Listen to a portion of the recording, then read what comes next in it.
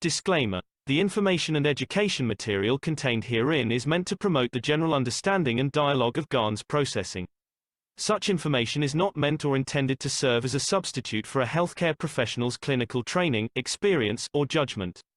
For patients and individuals, such information is not to be a substitute for professional medical, therapeutic, or healthcare advice or counseling.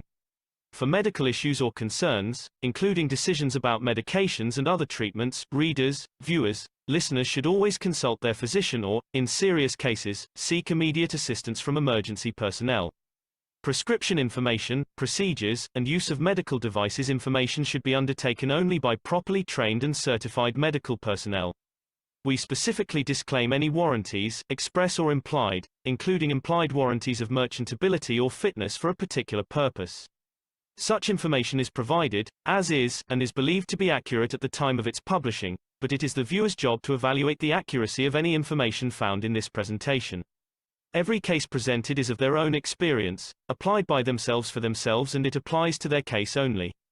Every person experiencing health problems should seek professional medical advice and consult their course of treatment with a doctor.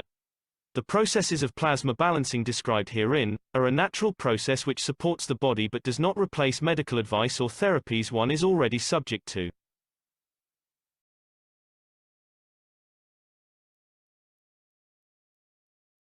And now, of course, we want to welcome Alex from Canada, who spread his fields around this planet and around the Kesh Foundation for a number of years, as other teachers have as well. I noticed Jacko came back in, and if we could, Alex, could we, if Jacko has anything he'd like to add, I know he said he was tied up for an hour and a half. He couldn't access his microphone, but he just came back in, and let's give him an opportunity, if he'd like, to open the mic, if there's anything he wanted to add. Hello, Mark. Hello, everyone. Hello, Jacko. Ciao. Yes, I would like to add what Elias says, and I can follow his thoughts and feelings. And I think we come to a point where the alternative is a bad choice or a small choice. Still, we have to discuss it. We have to see what in the end will be the right path. But if we look around and if we see, just imagine how much it takes to supply all these factories, all these devices for all these people. And yeah, I think we run out of time in the total, but we will see in the future. What I also would like to testimony is about the last Friday. It was a very intense session for me.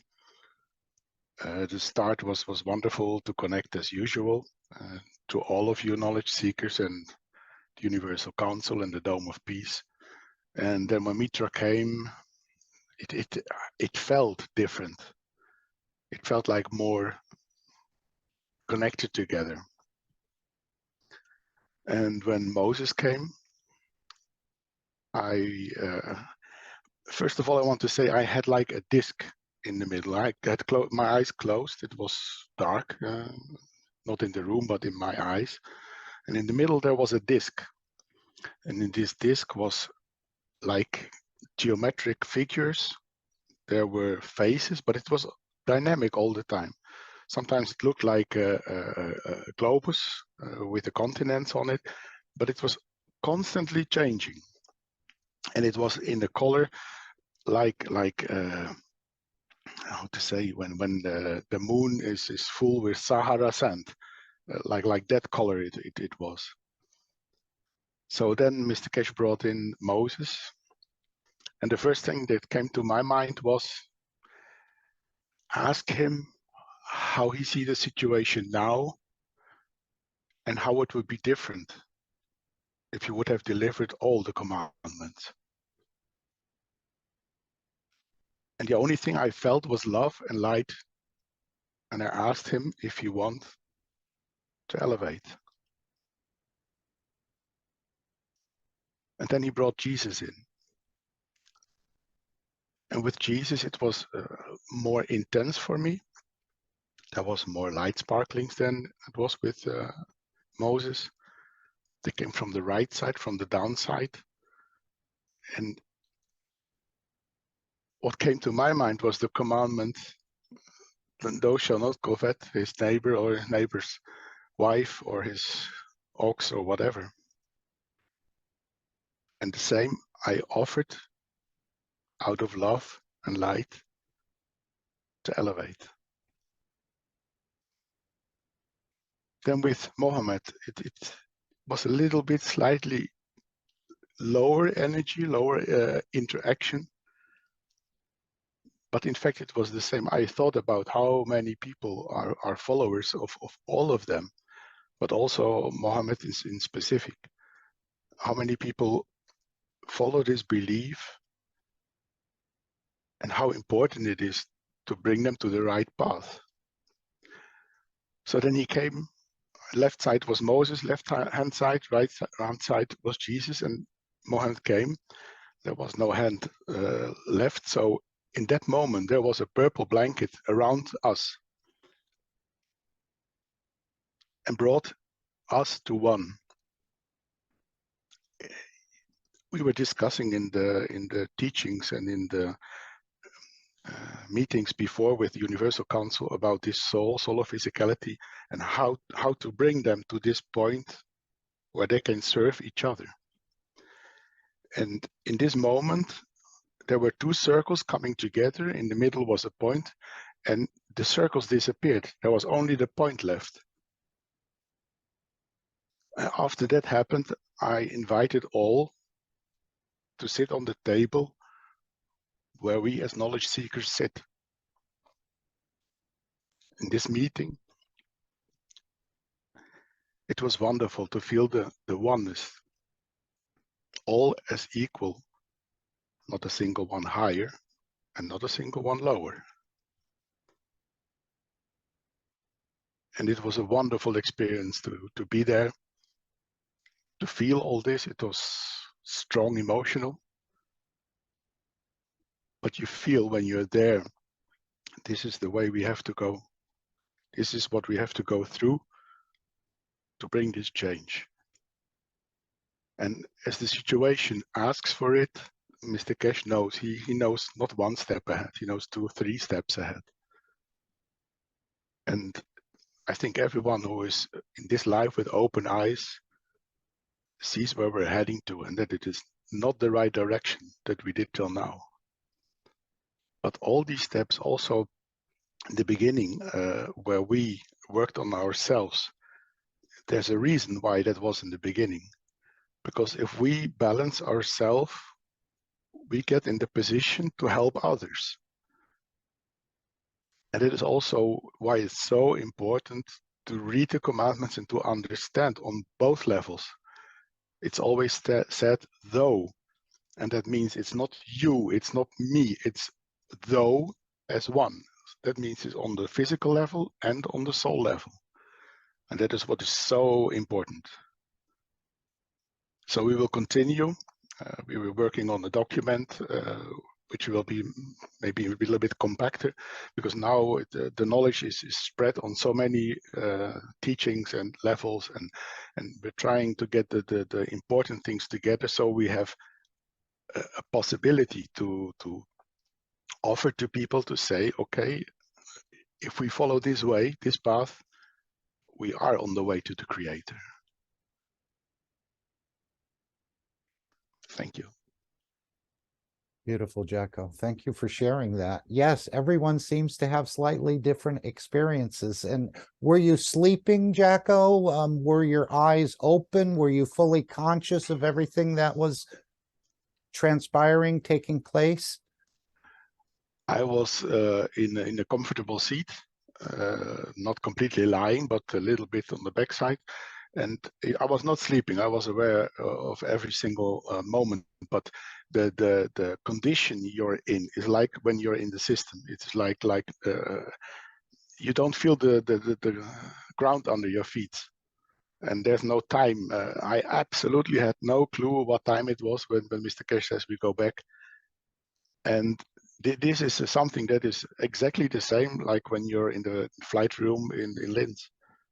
So the fields are the same, the work is the same. And that's the beauty. Beautiful. Very beautiful. Thank you, Jacko. Thank you. I know Alex had written something in the chat as well. I don't know if you are wanting to, Alex, to share your experience. Was that without the headphones? You had quite an experience, I think, as well. Yes, I did, Mark, and it was very different. I think in some ways I shortchanged myself because towards the latter part I accidentally turned off the microphone, but maybe I became part of a different experiment. Mm-hmm. And one of the things that I've heard mentioned several times was that the reactions aren't always immediate. Correct. And you know, I'm in the process of trying to recognize that and you know, figure out what's going on right now. But I know at the time, the one thing that I couldn't understand, and it was causing me a lot of conflict, was the background noise. I found it overwhelming and quite discomforting. And so it caused me to focus even more on trying to maintain a stability. And I achieved that. And although we weren't supposed to have any preconceptions, you know, as part of the trip, that there were a few things that I was hoping to achieve because it was predominant for me, and in many ways, within the last 48 hours, there has been a change in regard to that, but a lot of that pertains to the physicality. And as the relief of that situation comes to bear, then it opens up the plasma reality, and this is kind of the falls in line with the kind of messages that I have been trying to put forward, you know, through all of these classes. So I see that many of the knowledge seekers are taking advantage and racing way ahead, and that is so gratifying. So this is very important for all of us, because the more leaders that we have, the easier it is for this transformation that we're going to be going through. So that's just a very brief synopsis of that, but it's an ongoing process. Yes, it made a difference. He said everyone who came in is different than, in other words, they came out differently than they went in. And it could be in the dimension of emotions. We mentioned this earlier, in the dimension of devotion, and the dimension of totality to understand the creation. So it's all a unique experience for each and every one of us. You're the captain of your own ship in so many ways. So it was, I think it was a beautiful experience. I'm going to try to attend each and every one. And as Mr. Kesh said, he's working on the wounded bird, so to speak, or the damaged bird, let's say. So that will be even more powerful when we continue this process. So thank you, Alex and Jacko, for sharing that. And we, of course, welcome you with open arms, Alex, for whatever you have to deliver today, because there's knowledge, I think, in every aspect of what we can see. As Mr. Kesh opened the reincarnation, the workshop before, he could open it further and further and further, but that was enough for that time and place, because he has taught on this before, this reincarnation. But let's see what Alex has for us. We welcome you, Alex, again with open arms. Thank you so much for your service to the community. Thank you very much, Mark. And I want to thank all the members of the panel for allowing me to present. This is a very important event for me every Sunday. This is a public teaching, and so that has its own set of challenges because we are trying to follow through on the teachings of Marin Tevkolikes, and he is the father of modern plasma science, and as such is the messenger for peace, because that's how things work, and it brings all of us together from so many different continents, and that's what makes this meeting in particular so very powerful. This is the Keshe Foundation Spaceship Institute Teachings on Plasma Science. We're at the intermediate INNERSPACE level. The discussion today has to do with adaptation. My name is Alexander. I am from Canada's January 22nd, 2023. This is the Keshe Foundation North America Plasma Education Series. To connect with the basic INNERSPACE series, we try to understand our inner space of our environment and how that affects us. But we have to understand that we have an inner space environment. And so what we want to look at cannot be just exclusive with respect to our inner space, but any inner space comes into action. So the primary focal point has been last week with the three amigos as part of this intermediate inner space series. And the reason for that is because we have now come to the point of what does it mean to adapt? And today's subject is adaptation. And so many questions arrive from that, such as adapt what to what and where to where, and what does it mean to adapt? And is it a gracious adaptation or is it a force-fed? And so we have to look at, how things are done in outer space.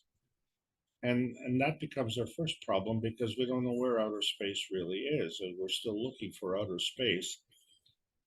We say we've been in space, but that's just a nebulous space. We have to identify specifically which space.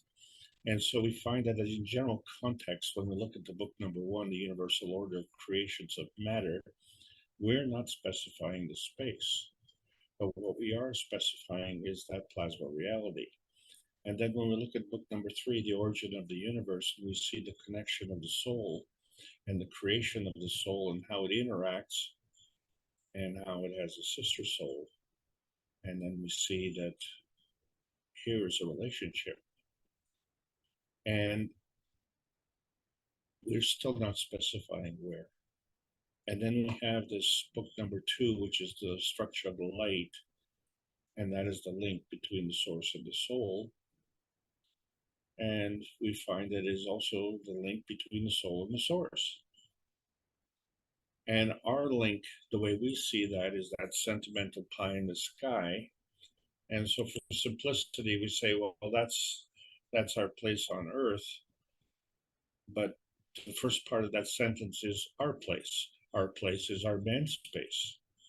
But then we find within our man space that we have this physicality, but we also have this inner space, and we have this soul space. So we have a lot of spaces with respect to this man space. And when we discuss our space, we find that we really have to take into account our environmental space, which of course is our target, the Earth space. And not just any place on Earth space, but specifically, and each of us came to a specific bullseye. And generically speaking, we're in the biosphere range, which is at the surface of the Earth's crust, at the bottom of the level of the atmosphere. So kind of in the middle between the moon space and the core space of the Earth space. And the reason we're there is because it offers us a tremendous amount of gravitational stability. So when life is for learning, and the question is, what do we want to learn? And so we find that what we've been told as children and reinforced through our adulthood is a certain kind of knowledge. And now we've exceeded that because we find that we have to take other things into account. So in other words, what we've been taught is a small scheme. And we have to enlarge our scheme. And in order to enlarge that scheme, then we say, well, how big is that scheme? Well, I don't know. How big is large? That's a good question, isn't it? So because we've never specified which space, let's just define plasma as a kind of energy state. We're not saying where this energy state is, it's just a kind of energy state. And within this plasma energy state, there are different kinds of energy states as well. And so this all depends on our point of view. And our point of view has been primarily from the Earth space point of view. But we all know that there is an inner space, although we don't seem to have a map of the inner space the way we have a map of our Earth space. And so this becomes a problem when we're looking for the gateway to the outer space. And because this affects our life, this affects our society, this affects our planet, in fact, this affects everything that we do, and it is so important. And a lot of us don't seem to realize how important that is. So the conclusion then becomes, if important is not important, well, then really nothing is important. And so that becomes a kind of depressing way to look at things.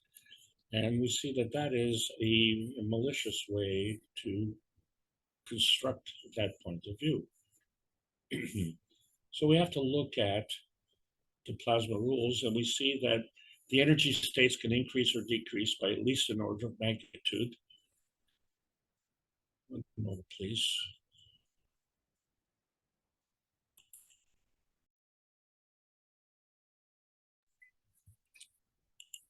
Thank you. I just want to reiterate that we have over 6,000 hours of teaching, and we probably have penetrated less than 5% of the world's population with respect to this knowledge. So every day we are challenged, and how do we transfer this knowledge to the new people without boring the old people? And when I say the old people, I'm talking about the mature students. So maturity and age are mutually exclusive. It all has to do with energy transfer. And so knowledge is part of that. And we find that the higher energy states feed the lower energy states. And as these energy state changes, they can go up or down. And if they go up, we call that creation. But if they go down, they call that decay. And seeing as our gravitation, if you will, to the lowest energy level, being the Earth space level, and our position in our man space within that Earth space. So in fact, that becomes the lowest of the lowest. So we get away with calling it natural decay. But it's not really decay, it's a creation. It's a form of creation. We need to have respect for that, because this energy has come here from another type of transfer, which is catalytic, and we see that in the sun, where the sun can provide this energy and not get consumed. That's what catalytic means. And so we find that not only when we transfer the energy from state to state, but in the transfer state in the higher states, that is transferred by many orders of magnitude also. So the transfer rate changes. And that's one of the things we really want to talk about from now on, because we have some barriers. And these are not plasma barriers, these are physical barriers that we've created in our Earth space. The plasma barriers are a different thing. The plasma barriers are a definition of a field. And so with that field, it has to decide whether it absorbs that energy or it repels that energy. And the reason it has to do that is to maintain its integrity. And how can you maintain integrity in a world that doesn't have integrity? A world that fakes sincerity. And so you find that the universe doesn't operate that way because it has its own integrity, it has its own ethos, and the plasma is bound to that ethos. And so when we say bound, does it mean that it's confined, imprisoned? No, it's attached to it. The plasma isn't just attached to it, it has adapted to the ethos of the universe. And why is that? And that has to do with the fact that the plasma energy is positive. So you can't give nothing, or you always have to give something. And so something has to be something as opposed to something else. And so one of the ways that something can be something is to manifest itself in a field. And so why do we have to have this field? Because it implies boundaries, doesn't it? And that is because energy is always in motion. And so to capture this energy, we have to create this field. And so we have to give it a track, kind of a, shall we say, a racetrack. Here, follow this track, and then we can manifest. And then to decide where is this track going to be. And this is the point of the discussion today, because we have to have a relationship. So the strength of the field has to have a relationship with the strength of another field. And when we compare the strengths of these fields, then we can have this relationship, and then we can decide how these energy state changes can transcend. And now we also find out that we can transcend multiple energy states. There is no rule that says you have to go step by step. So we see that the Earth space is a kind of energy state. And it is bound to the ethos of the universe. Because quite honestly, Earth space can do very, very well without man space. So why does it keep calling us?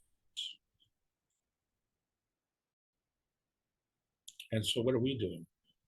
So when we look at the basic feeding dimensions, we have to take into account minimum 2.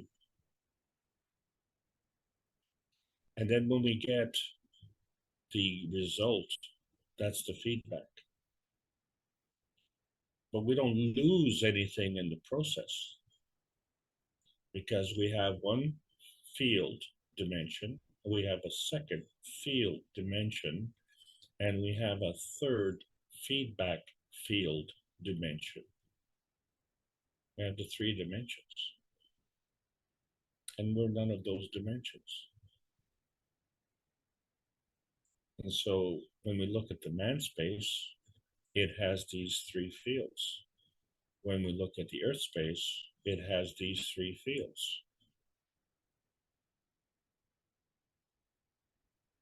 What is the relationship between the man space and the Earth space?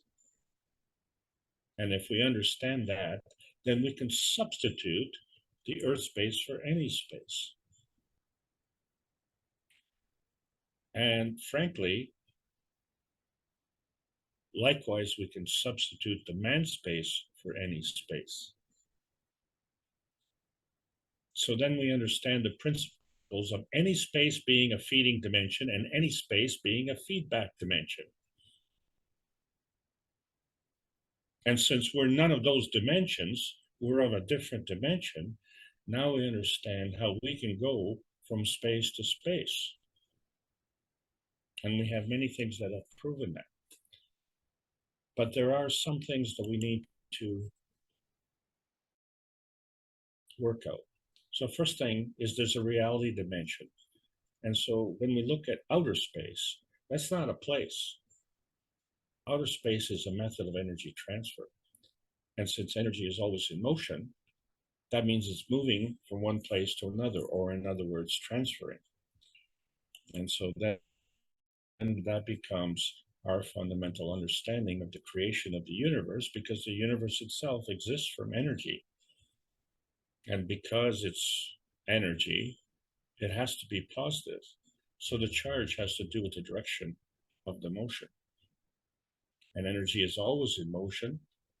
And so it can stay within itself, as seen on the cover of book number 1.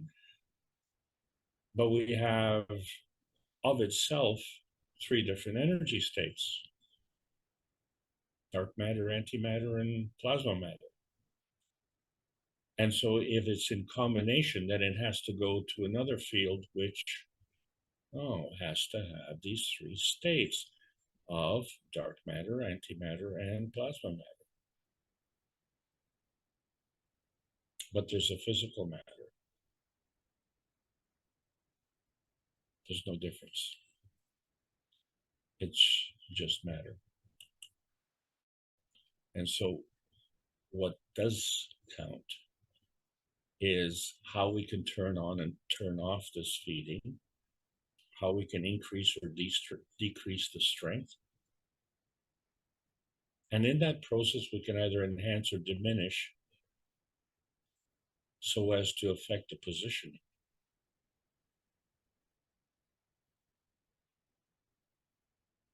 Understand that significance is not a criteria.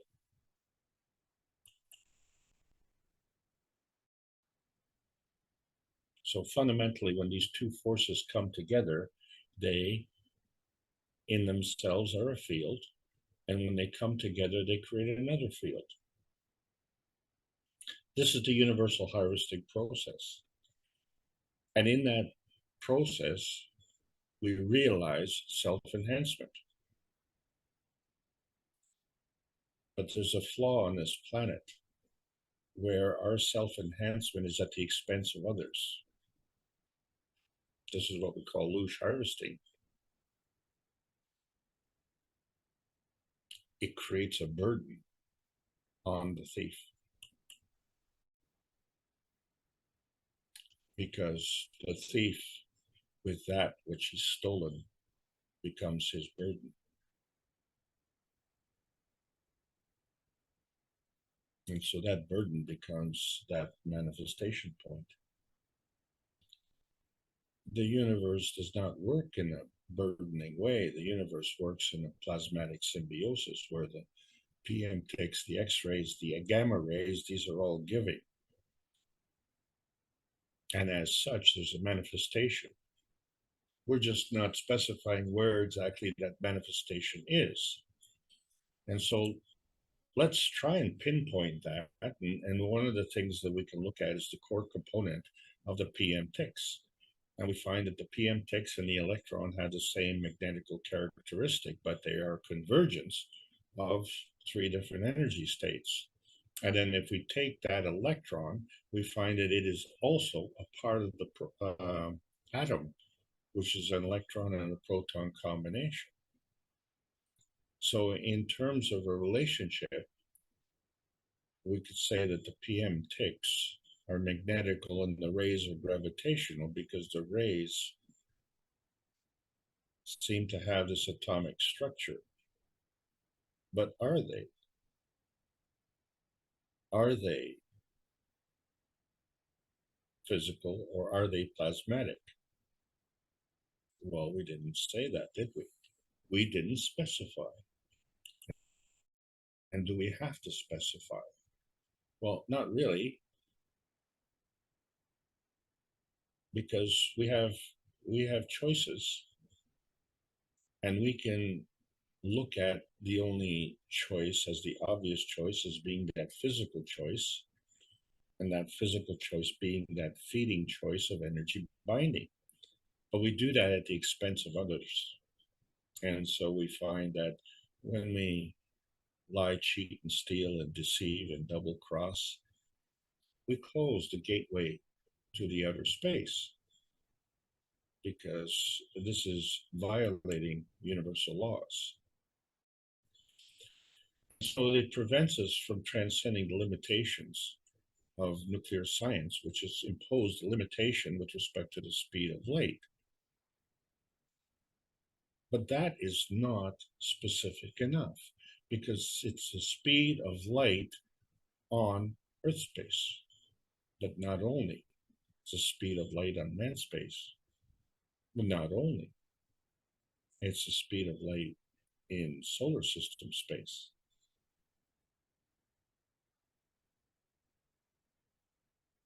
So distance doesn't matter. Ethics, morality, compassion, and courage, and the sum total of those, which are the creation, have brought together man space and Earth space. These are the substructures of our construct, which in our near term is restricted to physicality, but it's not restricted to physicality. It's restricted in our interpretation of what we're seeing, because all what we're seeing is the flash or the glow or the glitter. And then we say, well, Jesus is profitable.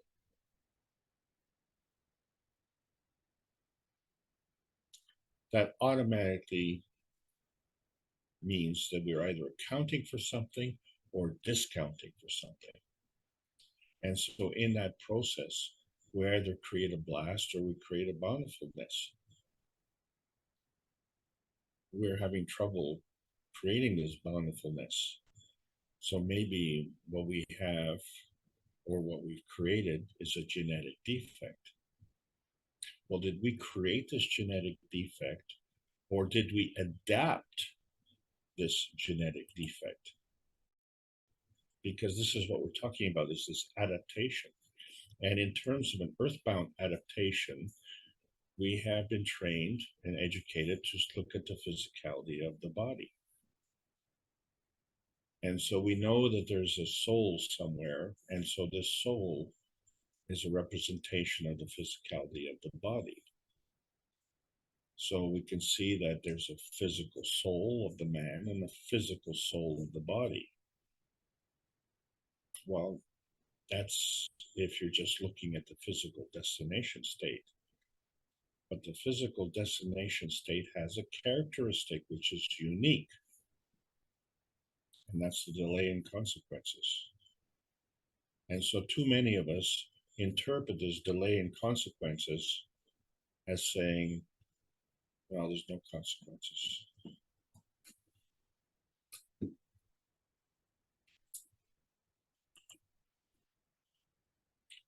So we see in the dynamic field, the plasma field, there's a different kind of adaptation.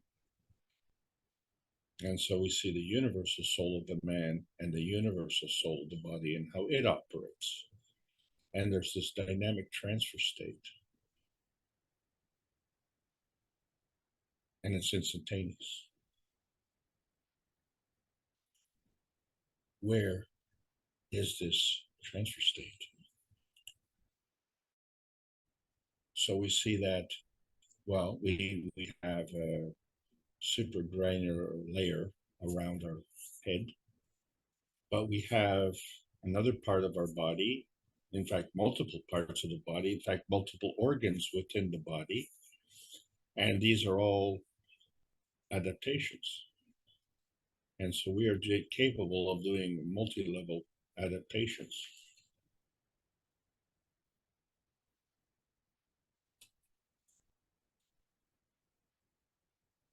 And I think the women in the audience will agree that they are better at doing this than men are.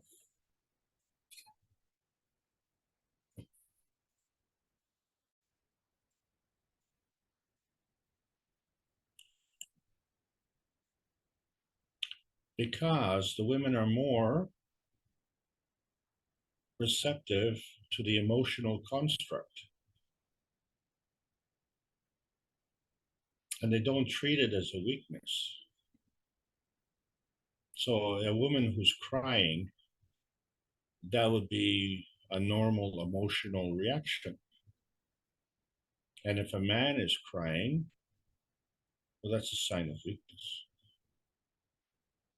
So to compensate for that sign of weakness, we have to have a sign of physicality. And I think clearly we can see that there's a lot of men who don't have this strength in their physicality. So when we look at these different energy states, we see that this is in addition to the soul of the body state and the soul of the man state. And so we found that part of our man space last week was these 3 plasma amigos. And these are all in the plasma state. And so collectively, these 3 work together to manifest this physical state. And so these are all part of the skills that we have to learn. And then we have to figure out how do we do this, and how do we learn? And then we can see that, well, the universe is trying to teach us, because there are relationship patterns. And so not only is there a pattern between the sun and the earth, and I think we understand that, but there's a pattern between our sister universe and our universe, of which we are just a tiny spot in that universe.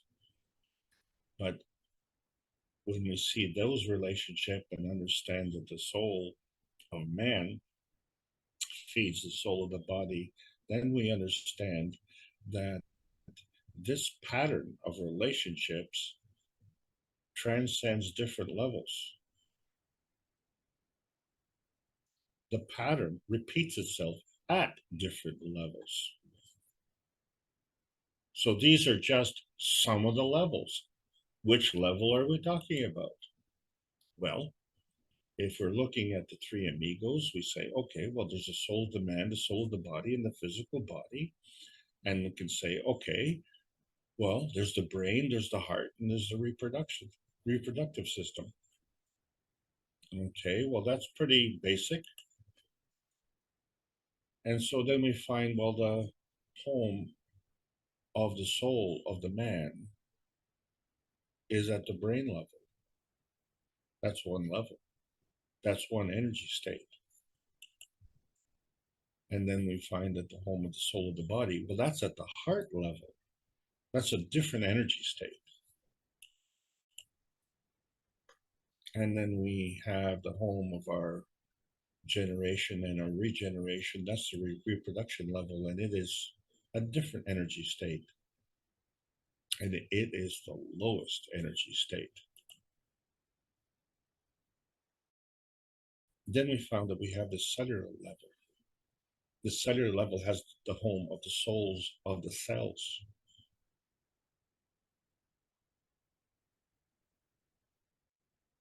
And the emotion travels through these cells, and it transcends all of these levels. So where is the home of the emotion?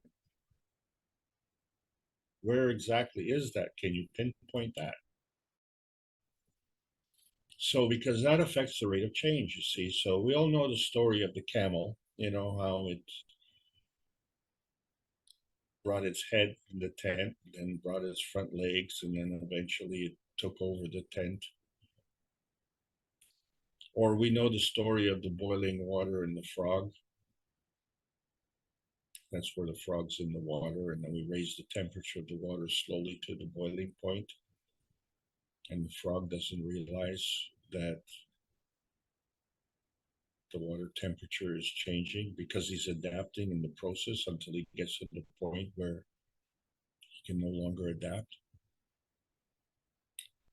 Then, of course, there's the story of that drip method, where you just drip very slowly. And if you continue to drip in the same spot, even you can erode a stone. So all of these methods And these stories affect the rate of change. It's like a construction project. So we're talking about adaptation. We're talking about adaptation. And so there was another story that affected us all, and that's the story of the Great Flood. So that's a lot of water. And we have to decide, in the presence of water, if the water is dripping or if the water is flooding, are we going to adapt with a paddle or are we going to adapt with an umbrella? Or are we going to break the chain? And what chain is that? That's the chain that connects us to the inner space. And so we've seen the success of the flight simulation series where we've sent people into various space of their own choosing, and they came back. The point is they came and went safely. And so this they did by coming back to nature. And then we were also able to do this collectively. And so these are the connections that allow us to break these chains. So we find that when we are dealing with the physical reality, that is the lowest energy state. And when we're dealing with our physical reality within that physical reality, that's the lowest of the lowest energy states. But that is not a criticism. That is not a condemnation. It's a method of feeding. The higher energy feeds the lower energy. So if we remember our stacker systems, the thing that we find in these stacker systems is that the higher energy feeds the lower energy, but it doesn't discriminate. It feeds all the lower energies and continuously.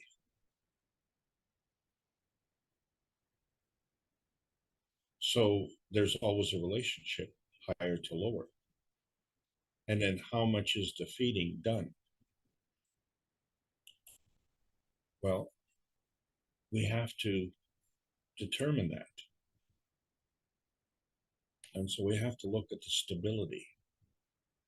And so going from the stacker unit to the cup of the universe, which kind of is the map of the brain, if you will, we find that there's a lot of consistency, which is good. There's a lot of gravitational stability. That's very good. But there's a lot of variables that have to be taken into account. And these variables are within the body of man space. But not only, because there are other variables that are independent of man space. So if this is becoming too complicated to understand,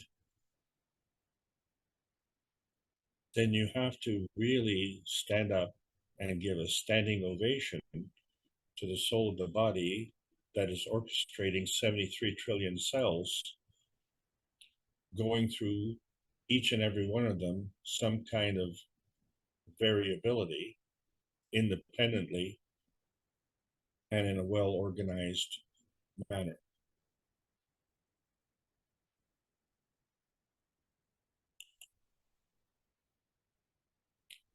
We have taken a couple of elements and produced carbon dioxide GANs, zinc GANs, and copper GANs. And so we think we understand chemistry, but then we see that things are moving around and we just don't seem to understand how the energy works so that these things move around. So we have to understand that the motion inside our cups of life have to do with the giving and taking of energy. Because what we're looking at with respect to this GANs inside this cup is one reference point. What we have to understand that it is that space within Earth space that's a second reference point.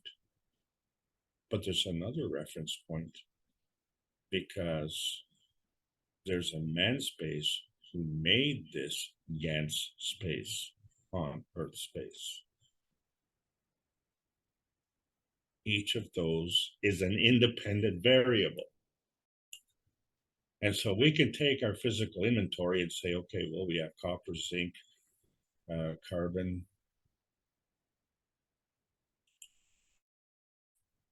and we can look at the connections and we can see that, you know, again, carbon, zinc, iron, and carbon.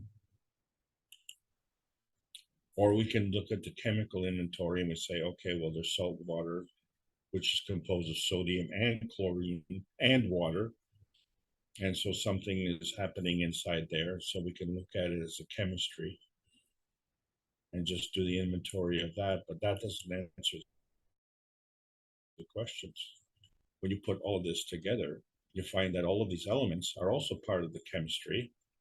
And so you have the elements, the components, you have the wires, you have the coils, you have the plates, and you have the medium, the environment. And so now we're taking more things into account. That still doesn't explain.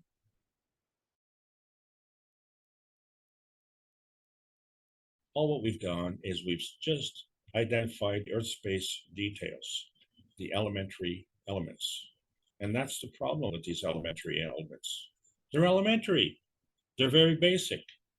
And it doesn't explain how life works. Because each of these has an inner space. And we know that because each of these has a spectrum. And so that spectrum is a representation of their inner space. And that inner space has to be a feeding radiance. And to be able to give that feeding radiance, there has to have a positive inner space. And where did that positive inner space come from? So there must have been a feeding radiance to that inner space. And this is where two forces come together to create another. And so this continues. And at some point it becomes a maggrav condition, and it has to maintain a gravitational stability. And so that gravitational stability is dependent on the balance between the feeding radiance and the feedback radiance. This affects the inner space stability of that inner space field. And so when we look at the souls in the cells, or the cell soul, we see that they are referred to the transcription between the RNA and the DNA, but there's an undifferentiated energy state, and then there's a differentiated energy state. And so the welcome state is the healthy cells, but there's an unwelcome state, the unhealthy cells. Well, how can unhealthy cells be unwelcome?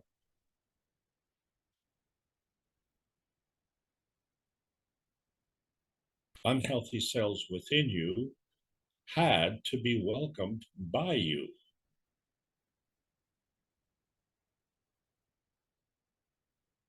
So the rule really is that nothing anyone says or does can affect you unless you allow it.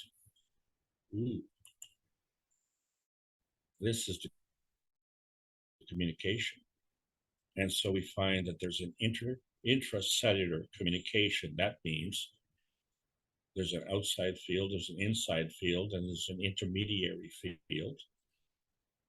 And so the healthy cells are functioning properly, but the cancer is a disruption of this communication. And then we can have cell-to-cell communication, which is intercellular communication. And again, when that communication is done properly, then there's a healthy situation. But if it's not, if there's a disruption, then that becomes a cancer.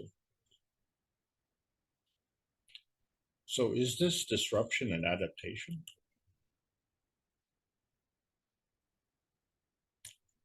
Well, it's interesting because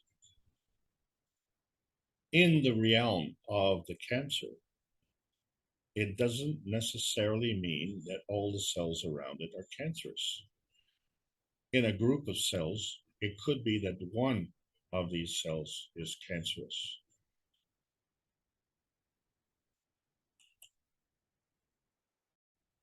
It's also possible that a group of one bunch of cells and a group of another bunch of cells could have this connection of a disruption. A connection of a disruption. Can you imagine that?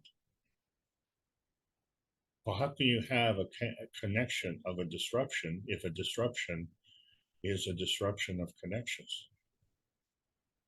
So we have a connection between the healthy cells and we have a connection between the unhealthy cells. And how do we know that? And that's because tumors grow.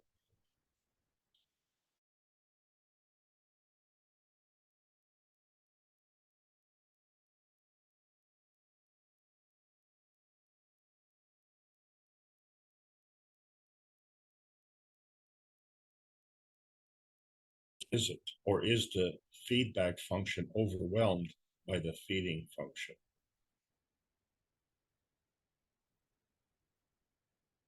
And what are we feeding if we're not feeding plasma energy? It has to be plasma energy. And so this becomes a psychosomatic communication.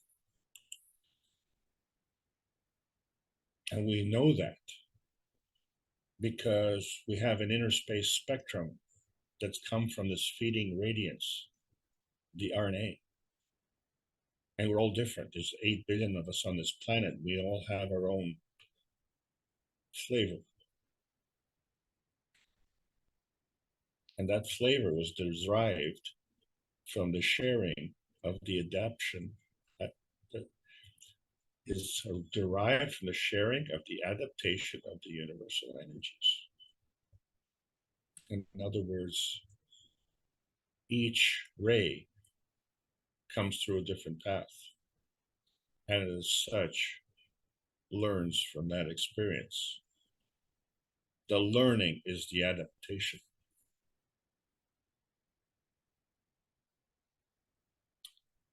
And so we could say that that's an RNA modification at the soul level.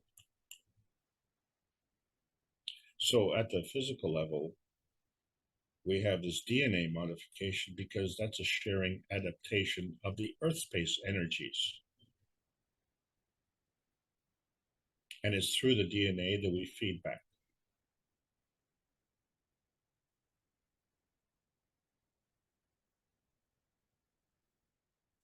So what does that mean? If our feedback based on earth space creates the physicality that we see,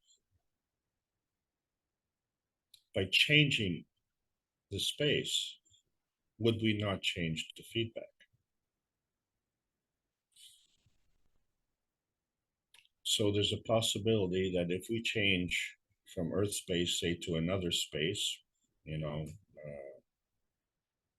for instance, Mars space, would we look the same?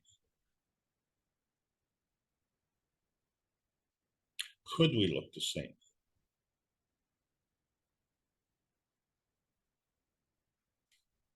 How would we adapt? Can we adapt? Do we have enough gracefulness or time to adapt? Well, it's interesting that we've had over 12,000 years to adapt to Earth space, and we're still having trouble understanding what we see. And so really what we're seeing is a reflection, because it's manifest in its physicality, and what we don't see is the emission, because the emission is on a plasma basis. So when we're looking at blue genes, they're not blue genes, they're every other color except blue, because that's the color they don't absorb. You are what you give your time and attention to, and you are the energy that you absorb. And you know that because when you were born with a certain kind of personality, certain kind of physicality, certain kind of emotional structure, and we were all different. And you manifested into the physicality. So we have this adaptation confusion, because adaptation is not disruption. Adaptation is not alteration. Adaptation is enduring. And the adaptation is also reversible. So when we're looking at DNA modification or RNA modification, we find there's a reason for that. And so you don't have to be a scientist to figure out that minus 10 degrees in October in Canada, you need 3 sweaters and a heavy winter coat. And minus 10 degrees in February in Canada, you're in your t-shirt. So over those 4 months, you have adapted to the temperature change. And if the temperature were suddenly to increase in February, what they call an early spring thaw, and let's say it went from minus 10 degrees to plus 10 degrees, you would be very hot. So you don't have the luxury of 4 months to adapt to that rate of change. That rate of change would be so sudden, so fast, that you would be uncomfortable. And so the rate of change has to be taken into context. And do we have the ability to facilitate a rapid rate of change? So if we are changing based on our physical feedback, then we should be able to adapt instantaneously. But there's a delay in consequences in the physical feedback, you see. So if we are feeding from the plasmatic level, by the time we get this feedback from the physical, we are still feeding the notion that it's very cold. And so our feeding is cold, but our feedback is saying, whoa, it's a lot warmer today than it was yesterday. And so that rate of change exceeds the rate of adaptation.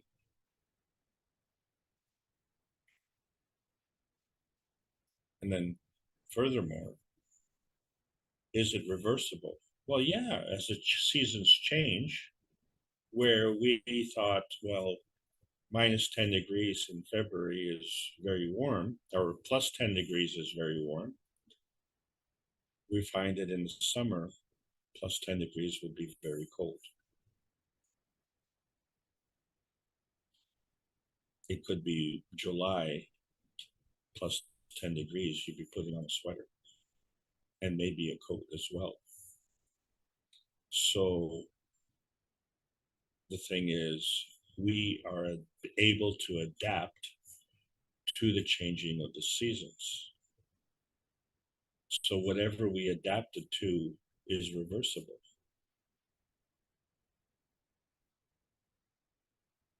This is a very important point, because when the higher energy feeds the lower energy, we find that if we depend on the feedback, we are working at the lowest energy level. And so this is a realization that we have to come to bear. So we can't just look at the RNA, and we can't just look at the DNA, and we can't just look at the soul, and we can't just look at the soul of the body. We have to look at the soul of the cells, because the soul of the cells are the home of our emotion, and the emotion plays a hugely significant part in our gene structure. So when we're looking at the three amigos, we're looking at the wrong three amigos, because it's not just the soul of the earth and the soul of the earth body. There has to be a soul of the emotion of the earth body that interacts in between the physical earth body, because the physical earth body has different seasons at different times in different locations. And sometimes it's hot and sometimes it's cold, and sometimes it's dry and sometimes it's wet. And so what that means is that there is an earth space, we recognize that, but there's an inner space which affects that. And then that's earth space. So earth space has to interact with man space. But earth space was here before us. So it has to interact with the sun space. But not only, it has to interact with Venus space, Mars space, Jupiter space, and the solar system space. And it has to do this instantaneously, and it cannot do that exclusively through inner space. Because the inner space is strictly an interaction between the physical space and the plasmatic space. So which space is it? So when we look at the Earth, we see the concentric fields where we have the core space in the center, and we have the biosphere range where we live, and then we have the peace stone. These three all work together. And so that explains why in our physicality, we have two rotating hemispheres rotating in opposite directions, but we have a gravitational stability. That gravitational stability is what manifests our physicality. And so the Earth only rotates in one direction with respect to our physicality. And so now we understand that we also have to have this gravitational stability. And so if we see that the Earth can rotate, but it can't walk, but we can walk, but we can't rotate for the purpose of walking. So where is our stability? And which way do we create this stability in terms of rotation? And so we find that our position between the plasma state of the Earth and the physical state of the Earth is our position. And our position is manifest in that physical point between those two. But not only, because we have our points of reference as well, because these points of reference affect our gravitational stability. So what we need is a gravitational stability of the man space, in the gravitational stability of the earth space, in the gravitational stability of the universe, which we see operates under a different set of rules without the delay and consequences that we have on this planet.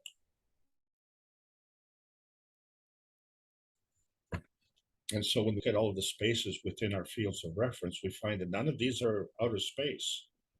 There's always a space, some kind of space. There's a moon space, there's a sun space, there's this in-between space. But no place is outer space, because outer space is not a place, because this includes all the spaces. And so there's a space that we have not been including. And that's the whole purpose of the plasma teachings, because what we're seeing is that when we have this balance of magnetical gravitational field forces, that's non-visible. And so the scientific community has only been looking at what is visible and discussing the conservation of energy. Whereas the spiritual community, they seem to discuss the spirit. It's non-visible, but they give it a physical construct, an idolatry, some kind of reference, be it a statue, be it a building. So the plasma science needs to combine these two knowledge together and create this third knowledge, the plasma science knowledge. And how do we do this? At what rate of change do we do this?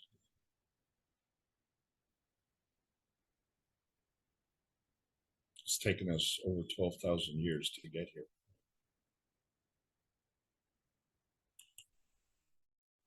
So there are new babies born every day. They seem to cross this vanishing point that we have between our verification point and our validation point that transmutes us to this point of existence. This happens every day.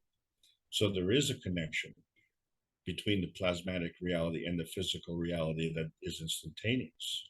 It doesn't take 12,000 years. And so we look at the fundamental principle of the twinity and we say, okay, well, so there's a relationship between the electron's magnetic field and the proton's magnetic field. And they work together to form this atomic marriage of the electron-proton combination. But we see that 2 is not the answer. It's more than 2. So we see the 3 amigos and how they work with the soul of the earth body and the physical earth body. And we do that through the peace dome, biosphere dome, and the core dome, none of which are physical. So the manifestation of the physical earth body has its own 3 dimensions of plasmatic construction. The soul of the earth body, the soul of the biosphere, the soul of the core. And so now we understand how we've resolved this anomaly where we were seeking gravitational stability of concentric fields. So our cells operate with respect to this gravitational stability of concentric fields, which allows this field rotation, but man's space has an added capability, a unique characteristic, and that is that we are able to transcend the various energy states. And so when we look at the breakdown of the energy transfer, we can see the star formation that's created between the neutron and the atomic residue of the neutron, which is the electron proton. And the residue becomes the release of the PM ticks. This forms a construct. And now that you have this construct, you have this enhanced field. And that's only one field. And so this field is emitting to other fields and is absorbing energy from other fields and is also working within its own field. It's working within itself to give and take from itself to maintain its maggrav condition. And this is all done at light speed. But because we didn't specify the environment, then we can't specify the light, the speed of the light.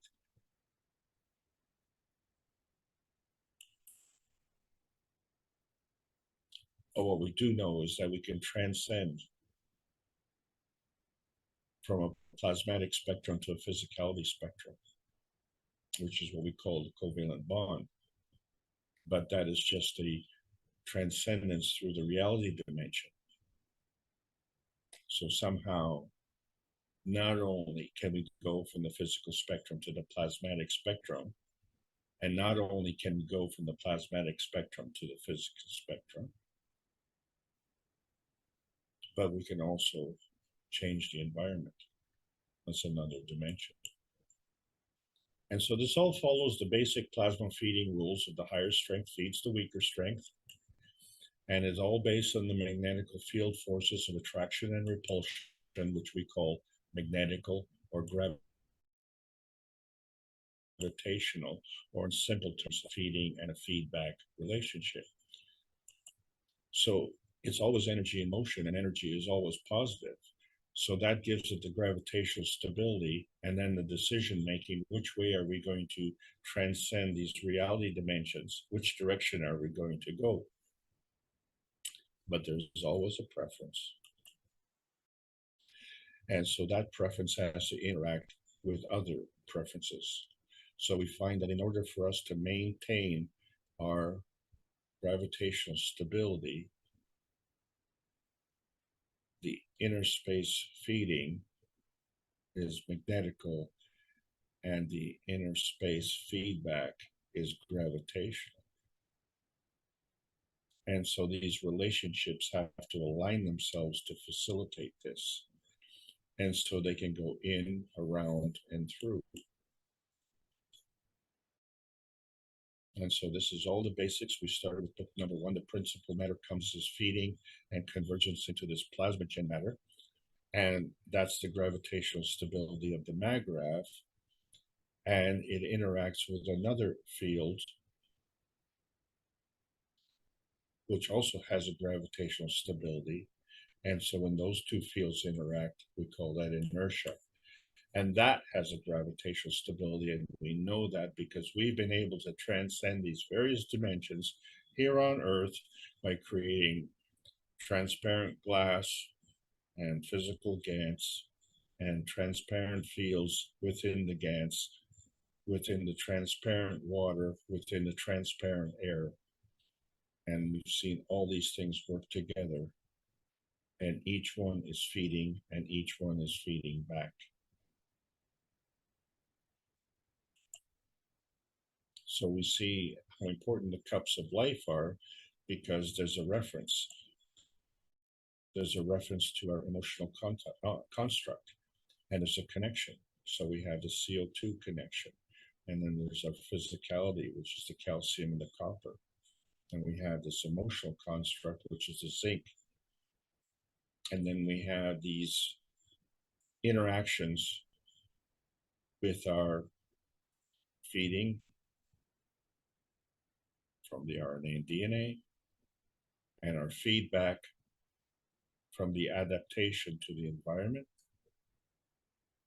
The amino acid then becomes that connection, and the environment is the water, where in the gaseous state it's our atmosphere, and in the solid state it manifests itself into the periodic table of elements. And this all follows the same principles of magnetical gravitational fields, which have a home for the soul. And so when we look at the cup of motion, cup of physicality, and the cup of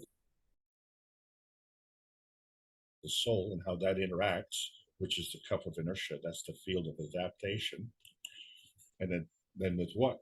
Well, in our case, it's the cup of the earth. So now we know how the stacker unit is created, and now we know how the universal cup is created. So we see that each field individually and each field collectively has the same characteristic, the magnetical gravitational field forces and the soul. And so all of these are created the same way as our Earth, as our man space, as our sun space. And these are all following binding energy paths. So you provide the path and you provide the energy for that path, and you will get a construct. That's one way to do it. Because when you have that construct, you can absorb energy and attract more energy and absorb more energy.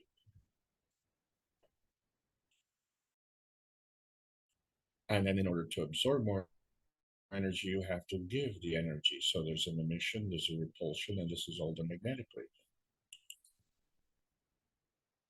But there's an easier way. Because there's energy that just passes right on through. And that is the delaying consequences that we have.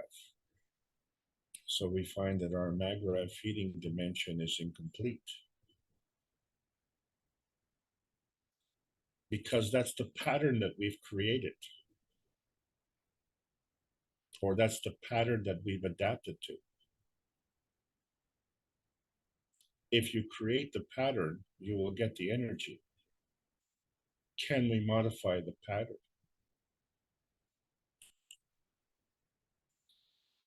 So if we understand the dynamic plasma relationship between our inner space point and our inner space field and how it transmits in and around and through, and then we find that it's being fed to us by our sun space field, and it has an inner space that is feeding us. And then we find that we're not the only field. There are other fields. You know, when you look at all the bricks in the wall, each one's a brick, but collectively they're a wall. So where do we stand on this environmental modification, which is what we're talking about right now? So the thing is it predictable? Well, we know that the seasons change. So there's a summer and the winter, and then so we can predict that. We can predict rain, and we can predict snow. But we can also predict a flood. And if that flood is to wipe out humanity, then that's not a prediction. That's premeditated. It's a violation of man's space.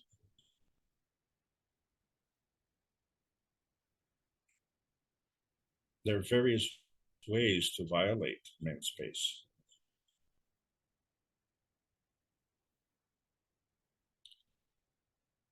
Because there's an emotional relationship that goes along with this violation. So it's a violation, let's say, between man's space and some other space. But what is man's space? It's a combination of all the effects of the inner space, the three amigos of inner space versus this physical space. But this physical space has an inner space as well. So therefore, we could say that it's some space, inner space. Yeah, it could be my space, it could be your space, versus some space, physical space. Yeah, I'm here in Canada, Mark there in the US. Or it could be the inner space versus the outer space.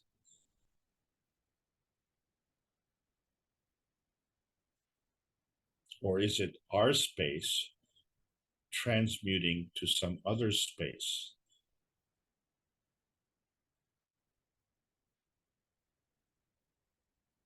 These are all modifications and adaptations.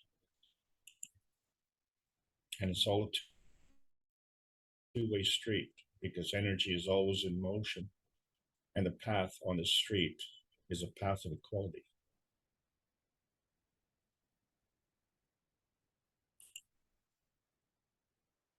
So you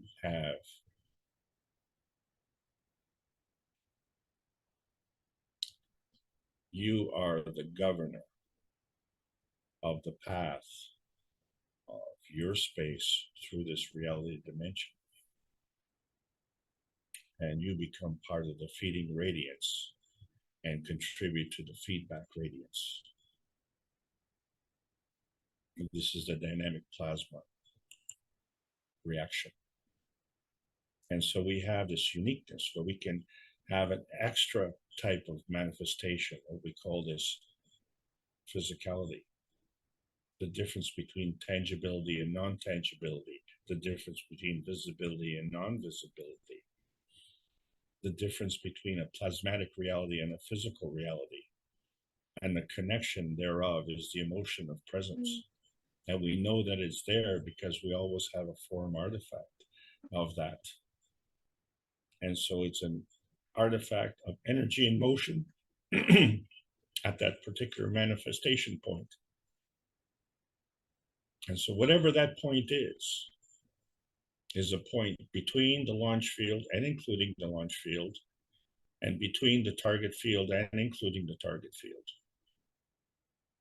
Any point.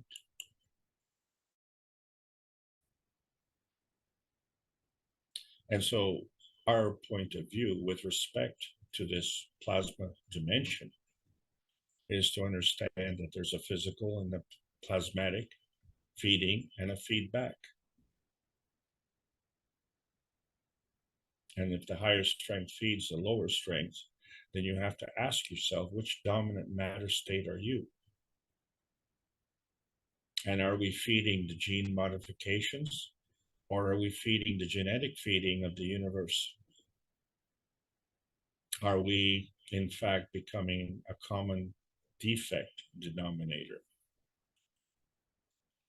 And so when we look at the stacker unit, we have to understand how the energy is flowing. So it isn't just the feeding, there is a feedback. And it isn't just within the stacker, it's within our environment of the earth. And it isn't just the environment of the earth, it's the environment of the people around. We all interact, we all create a condition, and we all have to adapt, and we all have to do this equally. It's just that we have a new characteristic, which has been around for thousands of years, but it's a new characteristic because it has to do with the materialization and therefore the dematerialization capability of not only man space, but earth space and all of the universe. And to be able to transcend these various points, to go from that transparency point to this manifestation point. And we can do that through physicality. We can do that through inner space. The physicality being the lowest energy level, the inner space being of a higher energy level. But can we do that through outer space? Well, the answer is obviously yes, we can. However, we just don't seem to be able to practice it enough to be able to do it on demand, except for the fact that we know that the soul of the man, that's the essential you, is already on its own interacting between the plasmagen state and the mattergen state, both of which are plasmatic. And we know that the soul of the body, which is the surrogate you, that is interacting between the plasmagen state and the environment state, which is the ordinary small m matter state. Okay, so that is already ongoing. And so we know that there's a transmutation process between all of these various states. And it includes our cells. Our cells are part of our physicality, but our cells are also a product of the manifestation that is going on between the soul of the man and the soul of the body. And so the soul of the cells is the third amigo. And so we find that we just don't know where that home is, because the emotion affects us on our brain level. The emotion obviously affects us on our heart level, but we see now that that's not exclusive. And the emotion, of course, affects us on the reproduction level. And so we see that that's not exclusive either. And so therefore, when we look at the peace dome, that's affected emotionally as well.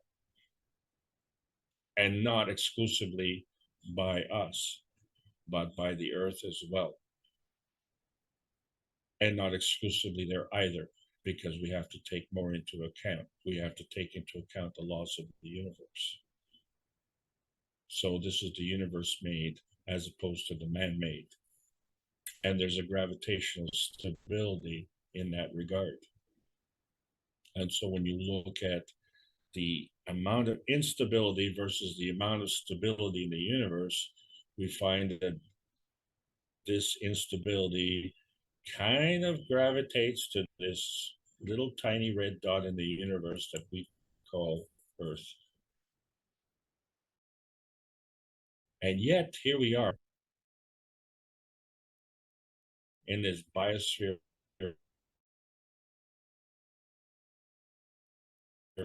They already understand this call of freedom and emancipation, and they're doing this peacefully because the universe is emotionally normal. And so man is in an existential adaptation crisis. We have to default to the harvest of the plasma emotional energy of the plasma universe, the same way that the vertical people are doing. They are our teachers.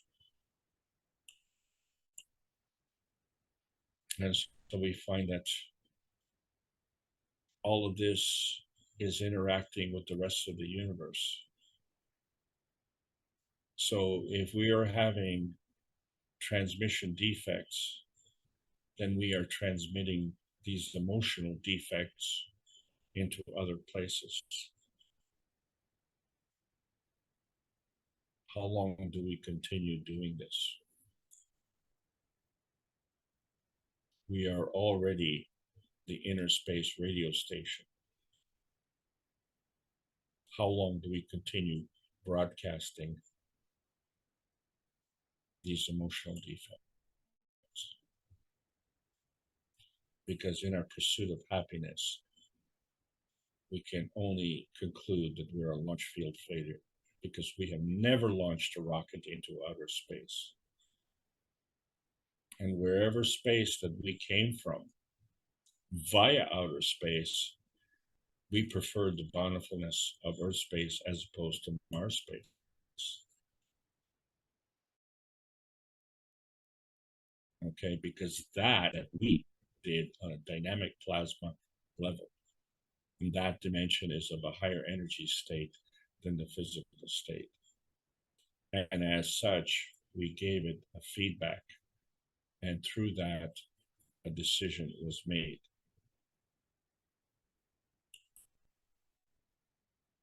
And the proof of concept is that we were born. And we were born with a sentimentality for Earth. We preferred Earth as opposed to Mars. And we did it using a certain kind of system.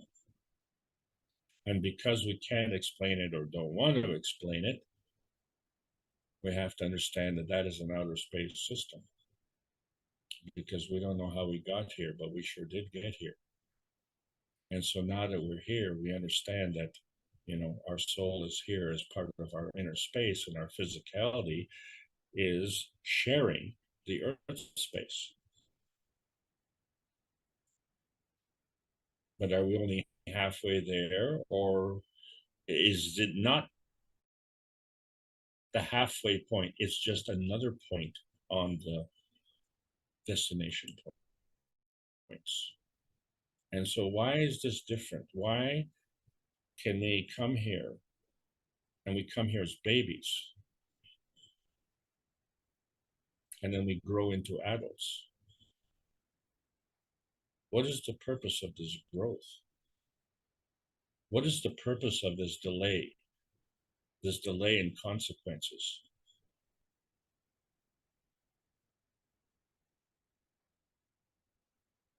Life is for learning. And so in the process of growing, we are learning.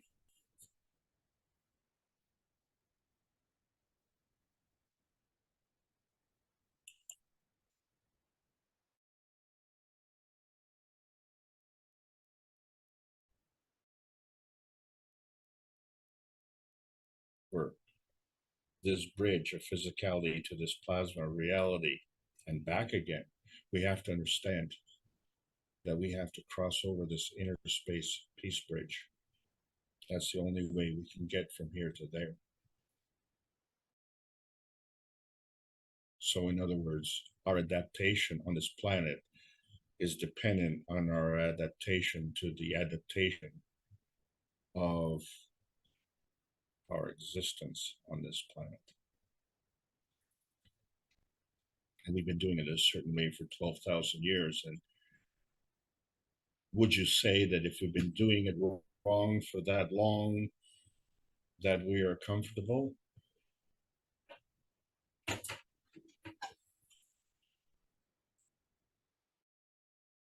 This is where the plasma science meets the soul of man. It is done for the purpose of peace, because that's the ticket.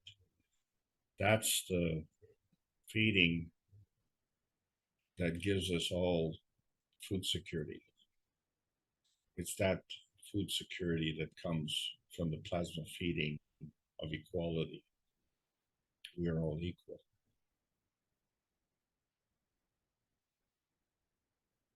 If some are more equal than others, then we can't have any security.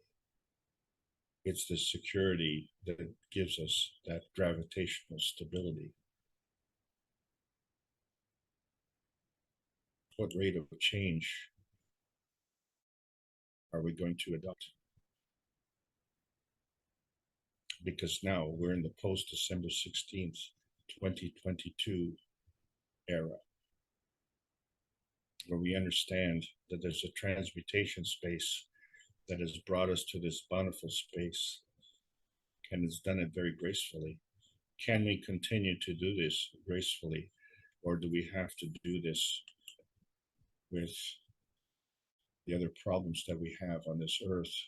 So this is the KAKT Foundation Spaceship Institute Teachings on Plasma Science. We're calling all Earth Space Patriots. What we need is peace. What the universe is asking for is peace. So we have to adapt to that. Use the World Peace Treaty as a form of adaptation, where you can sign it with a pen and with your soul and with your emotion. And these are all overlapping fields of life that are free from boundaries or abuse. Because whichever space it is, it's constantly broadcasting to the universal community. So you have to figure out what it is that you're going to broadcast.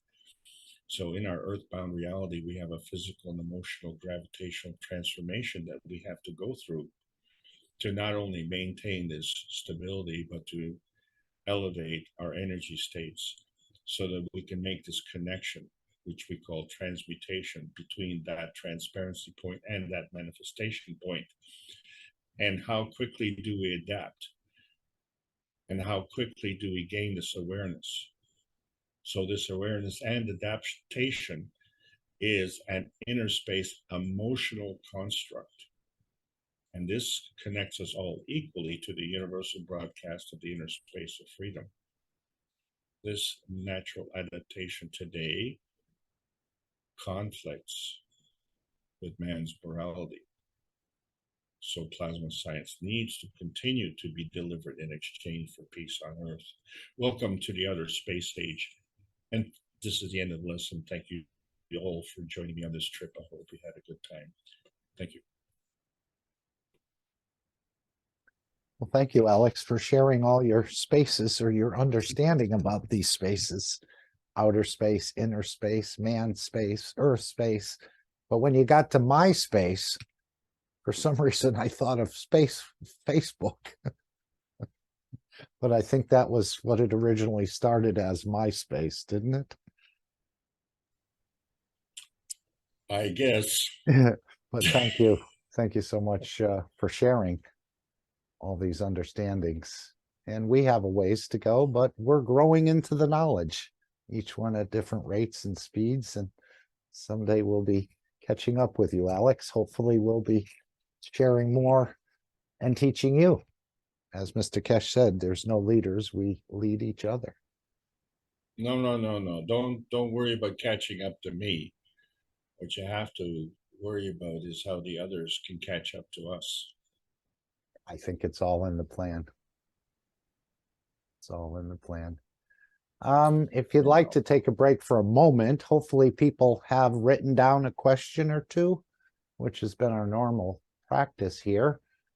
When you started, Dennis had said he was there as well. Dennis, we'd like to hear from you.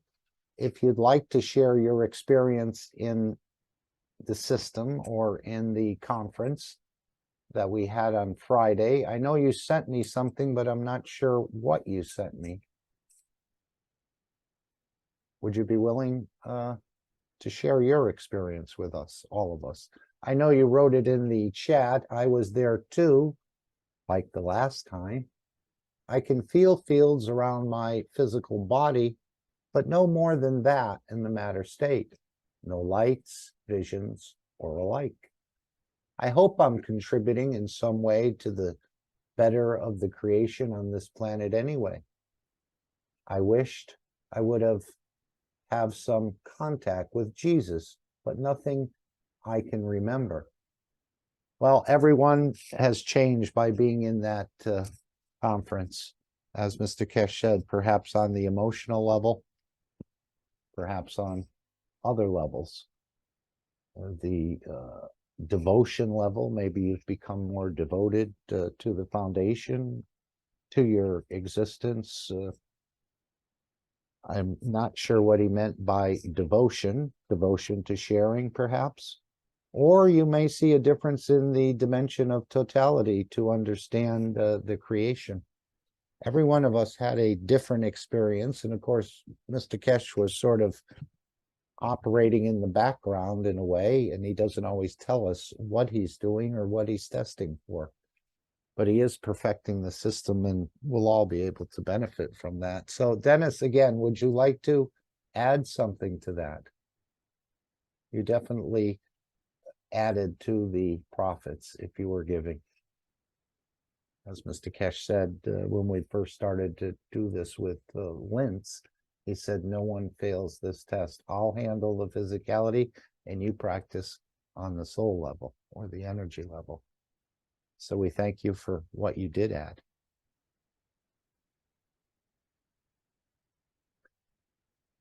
Okay, would anyone like to pose a question for Alex? While they're thinking about that, Alex, I just would like to read what Azar posted a bit ago. And again, it has something to do with nothingness and empty space. I'll just read the first couple of sentences. Maybe you'd like to comment on it. Perhaps you've already read it. The nothingness is where... Hello. Sorry. No, go right ahead. Hello, Mark. Okay, Liz. Hello, Mark. Yes, go right ahead. I don't have a question, but Mr. Kesh, I talked with Mr. Kesh last Friday, on January 20, about the shared experience the many people give us during the experience. Maybe share now. Oh, so, and maybe Anna, Arlenka, or John translator. Sure. Alex, are you okay with that? Absolutely. Okay, great. Okay. Please go right. There's some feedback on your system, Lisbeth. Lizzie. Yes, I know. I give, oh my goodness, I give you now one picture, but maybe you share the screen because it's not better when the all or the other things. Share. Oh, okay, you're going to send in Telegram? Yeah, in Telegram now. Merck. I'm Okay. just looking for you. Oh my God! Say nothing. Many people say, "Oh, okay." No, I know. Okay, I don't give you. Sorry, because the Telegram all the time says me not share any messages for many people in the groups too. Okay. Oh, one moment, because have recorded. You're getting that feedback. Yes, but I need put it this. Okay, recorded. Ana Warlenka, John. Hello. Hola. Sure. You're welcome Hola. to share. Oh, hello, Alenka. Hello. Hello, Mark. Hello, everyone. Yes, Okay. I'm ready. Thank you.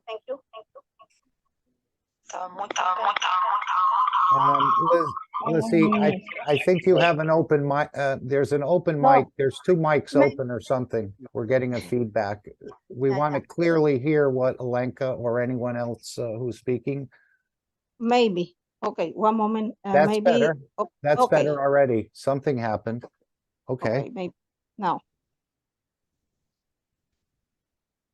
Okay, so Alenka, you had an experience last Friday you'd like to share, perhaps? Something Oh, about. no, I'm here to translate Lisbeth.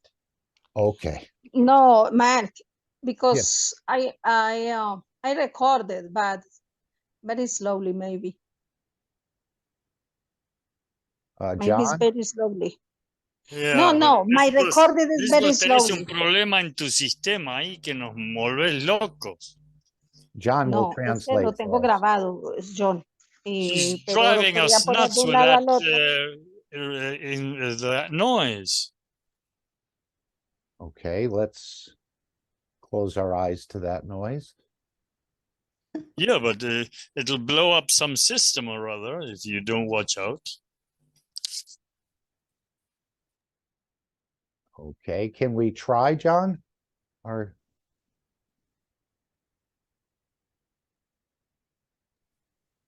all right. Yes, fine, but what's the idea to translate what? I think she wants to share something about the experience she had. And Alenka was going to translate. She dropped out. She's coming back in. So there's a little bit of a, yeah, here we are. Thank you, Lissy. ¿Quieres traducir tú, John? Para ti eres mucho más fácil.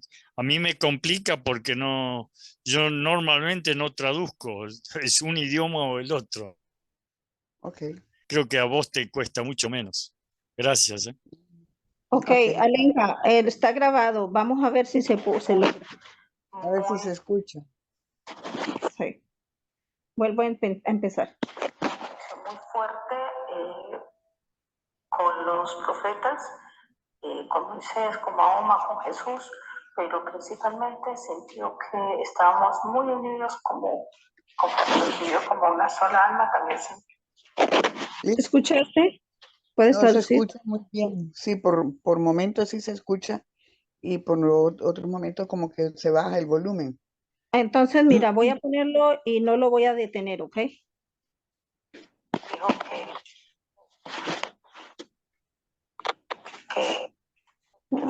que se cierra. Que estaba muy contenta, estuvo muy... Lisbeth, el problema es que hay una reverberancia. Pero en el mío Se llama de feedback en inglés, reverberancia en español. Pero yo me salí del otro para evitar el feedback. Sí, bueno, pero hay algo ahí que lo está ocasionando. No se escucha bien. No, es que lo estaba grabando y a nosotros nos hicieron poner los auriculares al otro lado, entonces lo que logré grabar mientras hablaba es lo único que se escucha. Vamos a ver el que sigue, a ver si se escucha mejor, ¿ok? Les dice que cuando pidió que viniéramos allá, no fue solo emocionalmente que llegamos, que él sintió y los sistemas muestran que todos llegamos allí. ¿Puedes ir traduciendo o lo dejo completo? Ahí se escucha mejor. Entonces, ¿traduces? Sí, si quieres empezar. Ok, ¿regreso? Sí, por favor.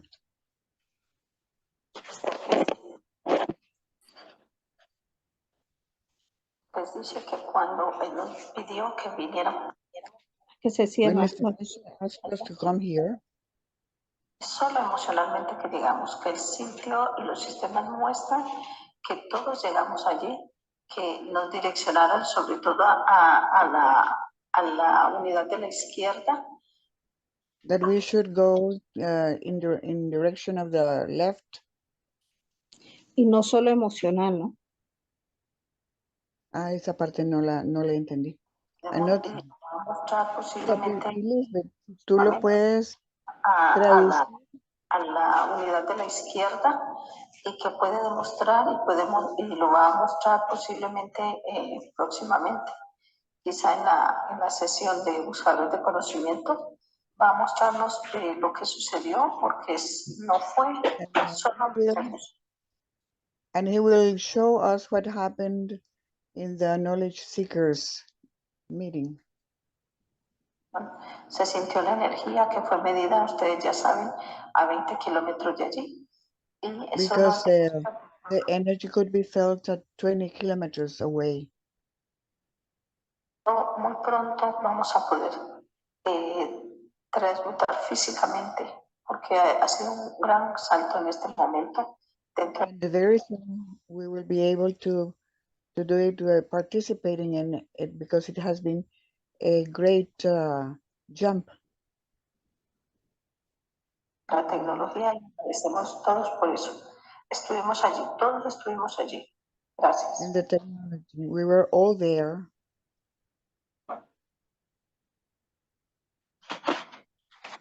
Ok, vamos a ver este otro.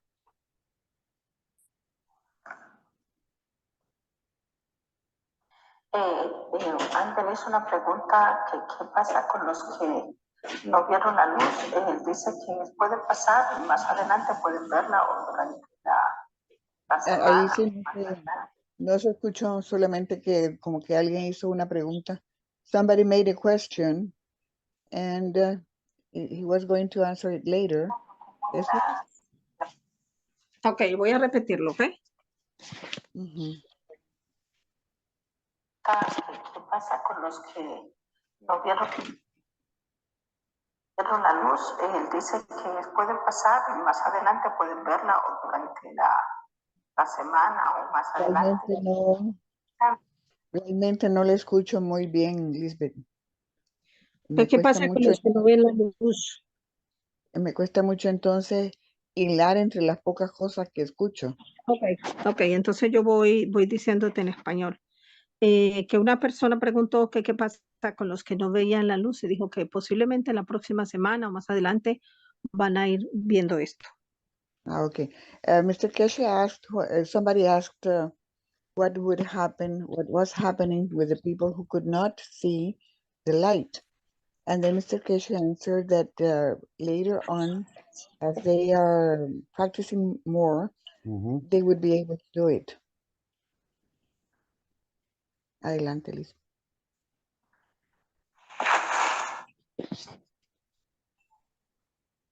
Vamos a ver este.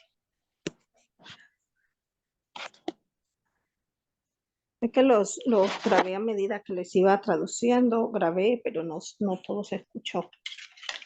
Déjame ver este. El primer gráfico que se ve es antes de entrar Mitra, se vio el cambio cuando Mitra.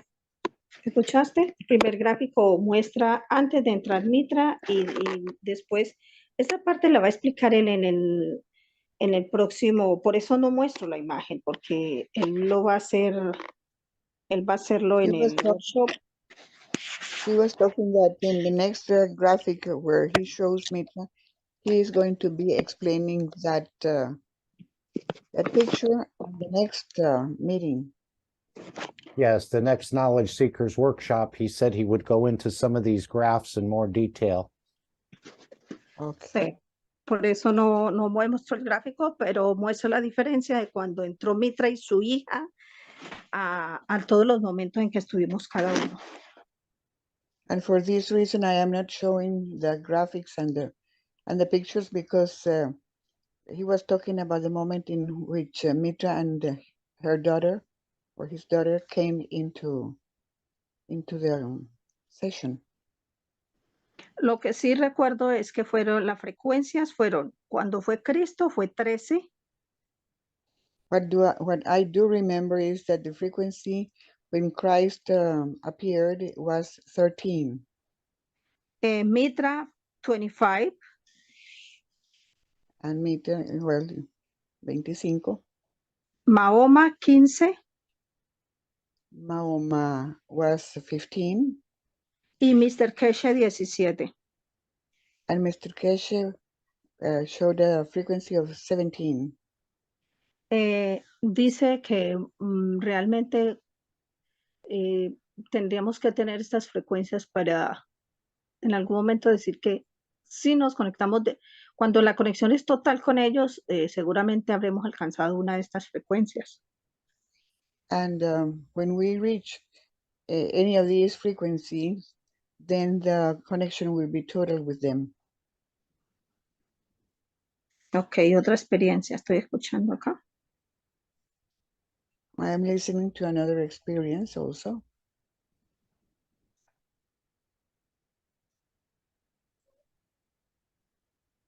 So Mitra was a 25 and Mr. Kesh was a 17. Yes. We know who wears the pants in that family, don't we? No. Obviously, he's elevating his lover. Yeah, I know. Otra persona aquí está expresando que sintió mucha paz, que fue muy intenso. Somebody else here is expressing that that he felt or she felt peaceful and that it was very intense. Y ella dice que ella vio al futuro y vio mucha paz. And she said that she could see the future and that it was very peaceful. Beautiful. Otra persona dice que ya antes había estado presente y que casi de inmediato cuando se conectó se hizo presente también allí en Linz. Another person said that when he or she connected, that he felt that the presence of himself in Linz. And the Ella second time happened the same. se sintió dentro de una unidad y cuando Mr. Case dijo que llegó Mitra, ella sintió la presencia entre las dos unidades.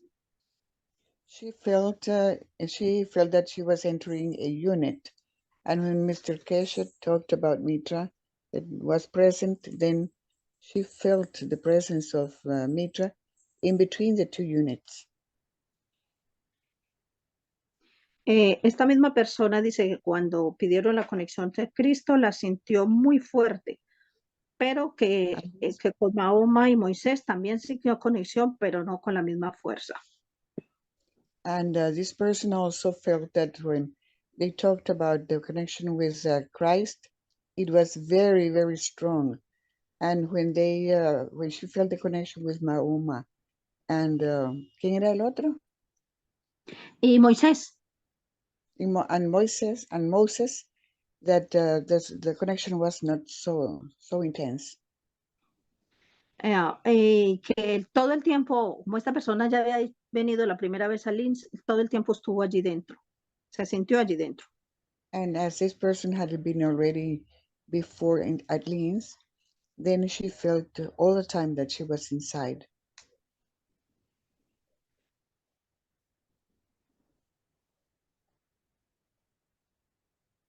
Ok. Aquí hay algo que pasó y no fui la única persona, que a mí personalmente también me ha pasado. There is something here that happened, and it happened not only to me. Creo que nos pasó a varios, aunque a ella le pasó fue al comienzo que el micrófono no encendía, no activaba. A mí me pasó durante, nunca supe que el micrófono estaba apagado hasta el final. And this person didn't know that she had the microphone shut down, and it happened also to other people. Creo que yo dijo que Alex también le vio el micrófono apagado y Alex tampoco lo sabía. Alex also had the same experience. But I had some technical data here. If you go to your picture on Zoom and look at settings and audio, Sí, there you can regulate the level of the gain of your microphone. no, The best thing pero when these John, meetings is to cut the automatic adjustment on the microphone volume and put it halfway, then it won't saturate or pick up any weak noise near. no, pero mira, nearby. antes de continuar, porque es bien importante lo que ella expresó, yo tenía, desde el comienzo pongo el teléfono a un lado, porque si lo tengo en las manos, la primera vez no I, me pude from the concentrar. very beginning, I placed my cell phone on my side. Y no Out lo of my toco sight. más, porque yo debo estar traduciendo y estar concentrada, o no lo toqué más. Pero hubo un momento en And que I don't empecé a... I'm sorry, I'm so sorry. Oh, And I don't touch it because I have to be concentrated translating. pero llegó un momento en que veía que yo empezaba a hablar y otra persona empezaba a hablar y yo decía, es que no me oyen, pero yo no iba a buscar el teléfono porque estábamos en lo que estábamos. But at some moment, I started talking and somebody else also started talking. And I thought that what was happening, because then nobody would be listening to me. Pero ya cuando terminamos que iba a compartir las experiencias, me cambié la posición del auricular porque nos lo hicieron poner a la derecha, ¿verdad? Y el micrófono quedaba prácticamente hacia atrás, así que lo cambié para las experiencias y fue donde vi que el micrófono estaba apagado. And when the experiences started, the sharing of experiences started, I moved my cell phone to the left to better listening to it. And then I noticed that the microphone was shut down. Yeah. Pero lo importante aquí de esta experiencia es que ella empezó, el micrófono no lograba encenderlo, entonces ella se comunicó con el Magarab. The important thing about this experience was that as she was not being able to communicate, then she started communicating herself with the Maghreb. Y entonces el micrófono se le encendió, ya ella pudo entrar pudo entrar en la experiencia, sintió mucha paz, comunicó con todos los. And then the microphone turned on, and then she could participate of the experience with the other people, and she felt very peaceful. I know Otra persona. Jacko put in the chat that Mario explained at the German teaching that the foundation is working on a headphone where there is no microphone needed. That will be the solution to the noise.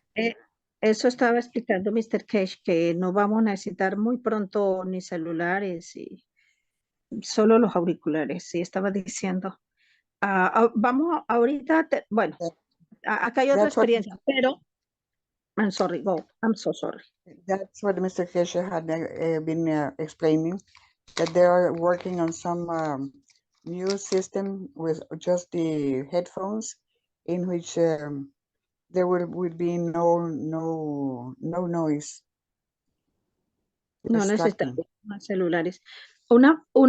Antes de que se me pase, muy importante que me imagino que quizá ya lo comentaron y no lo escuché. Mr. Kesh nos dijo que esta fue la comunicación fue con un nuevo sistema. Mr. Kesh said that this was a new way, with a new system of communications. Pero que estaba a los mismos 20 kilómetros igual que la anterior, pero esta vez no se comunicaron por celular en ningún momento con el sistema. And as the same, and as the previous one, it was 20 kilometers away, but this time they did not connect to the system. Eso, ¿recuerdas, Mark, que él lo explicó, no? Y es muy diferente al anterior. Yes, I do. That was one of the major discoveries or findings, or what they were testing, that there was no physical or wireless connection, I guess, in the matter state to the laboratory. and they were getting beautiful communication.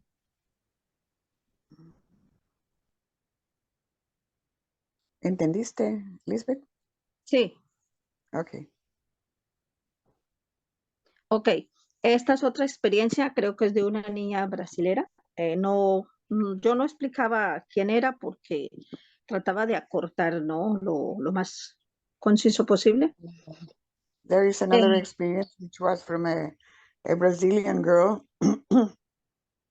Adelante. Mira, ella dice que cuando comenzó, ella empezó a sentir mucho dolor en el cerebro, sentía como una gota le cayera encima.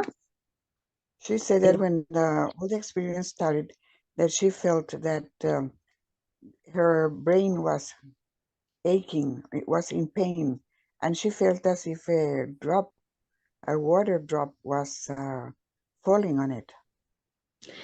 Y que le fue desapareciendo lentamente y ya empezó a sentir un poco de paz. Cuando le pidieron que se comunicara con Moisés, ella lo And visualizó. Ujú. and the pain started fading away. And when she was asked to communicate with Moses, then, adelante. Y lo vio primero en una nube negra, pero entonces ella se enfocó en él y despacio, despacio fue saliendo de esa nube negra y fue quedando más claramente, claramente más brillante. At the beginning, she saw Moses as if he was in a black cloud.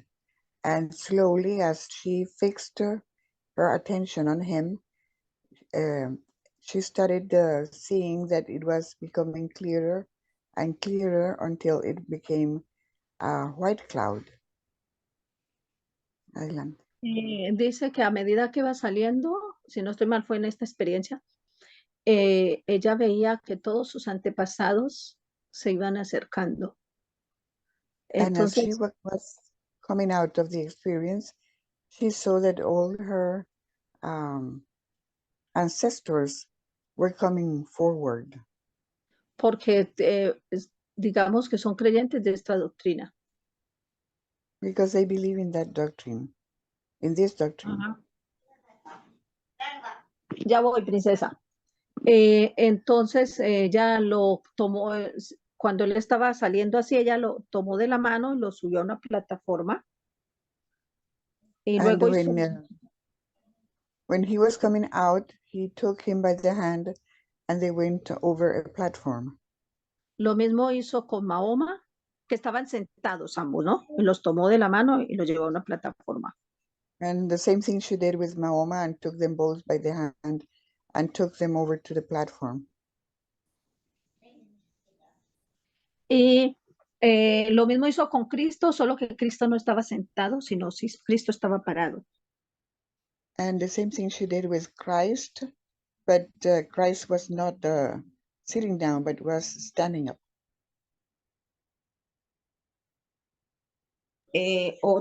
Algo que bueno, seguramente Mr. que nos va a ampliar.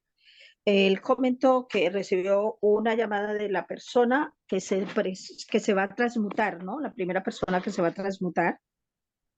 And Mr. Keshe also commented to us that he received a call from the person that will be going through the transmutation.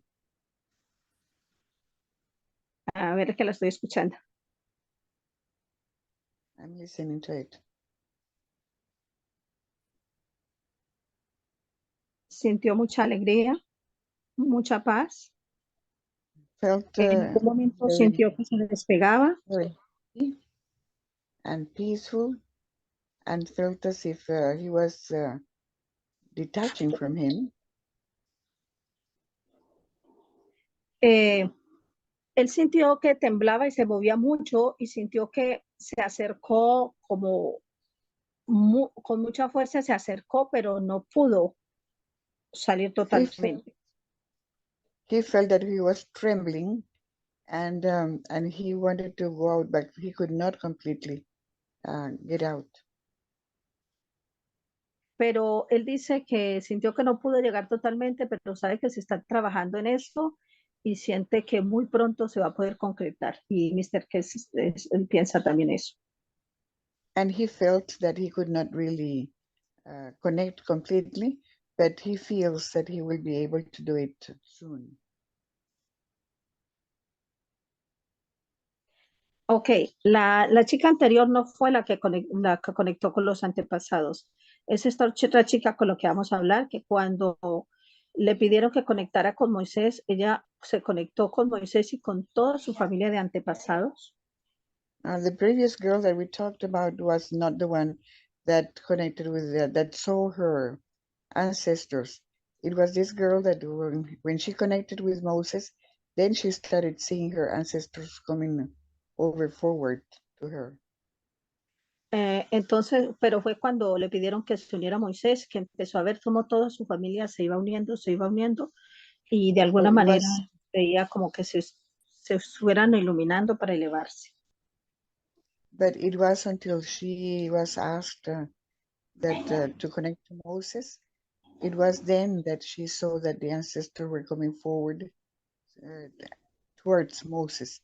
And she saw how her ancestors were elevating their souls and becoming enlightened. Bueno, yo creo que este comentario es general.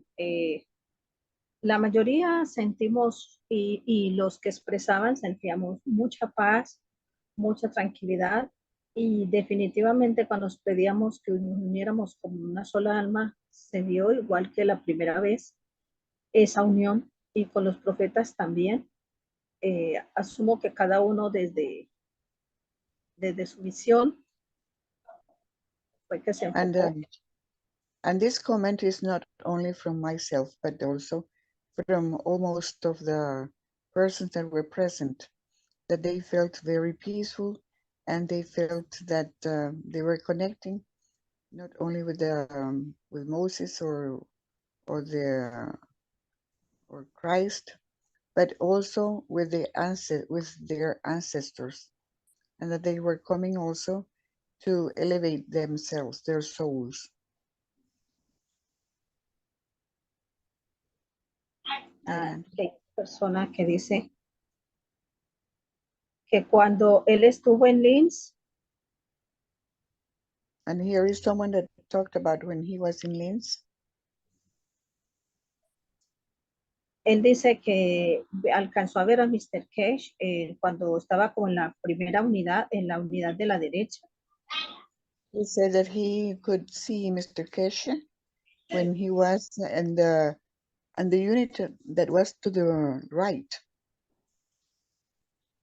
Y dice que lo alcanzó a ver y lo vio muy iluminado, pero que después vio como las tres unidades, como alrededor de las tres unidades había como una especie de bruma blanca, como brumoso, como una nube. And he saw Mr. Cash that he was enlightened, and the 3 units, around the 3 units, there was something like a fog around them. Pero creo que fue él el que explicó que él vio unas luces como muy fuertes y era como si estuvieran esperando a alguien, y luego se fueron bajando esas luces, pero que la sensación que él tuvo de esa luz era que estaban esperando a alguien. And then there was one person that says that he saw some very bright lights, and he had the sensation that these lights were like expecting someone, and then they started fading away.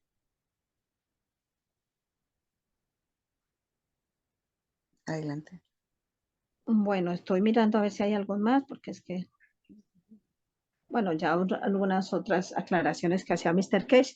No, creo que en líneas generales ya las impresiones de alguna manera fueron como muy colectivas. Todos más o menos.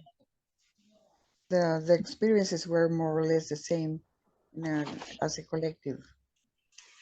Porque todos sentimos tranquilidad, tenemos paz, unión, y definitivamente seguimos esperando o estamos visionando que todo esto se está concretando, que paso a paso lo que Mr. K nos estaba diciendo, de alguna And manera. we all felt a great calmness, and we feel that what Mr. Keshe has talked to us about will become a reality. Okay, thank you. Gracias a todos por Bonito, gracias. To everyone, thank you. for unifying your souls with that technology, with the knowledge of the creator and the conscious race, and for intent to elevate the soul of the prophets, the past and the present too. Thank you so much. Right, and we must continue this process. As Mr. Kesh indicated, this is not just a one-off time, but he used the example of the plasma waters that we're releasing to elevate the soul of this planet to a peaceful condition, and we're doing the same with the prophets. Yes, it's no magic. Yes, continue work. Yes, thank you so much.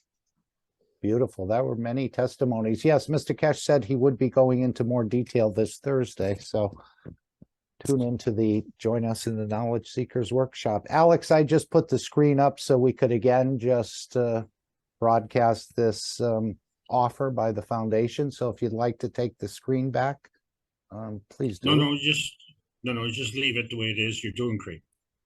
Okay. I'm not doing anything though. I'm just listening. John? Mark, can I talk on the technical side? Of course. Yeah, the best thing when we have these meetings like on Friday is go to a picture on Zoom, open the settings and go to audio. And there you got the AGC of the microphone. You neutralize or put the automatic gain control of the microphone off and put the gain of the microphone halfway, so we don't have these problems of noises in the background or whatever. Okay, you'll have to show us that in one of the other classes, John, but I think your suggestion is correct. Yeah, you can do it while I'm speaking, because you go to the Zoom main page, you click on your picture on the top left, right, you go down to settings and you open that up, you go to audio and you got the volume of your speakers that you regulate normally.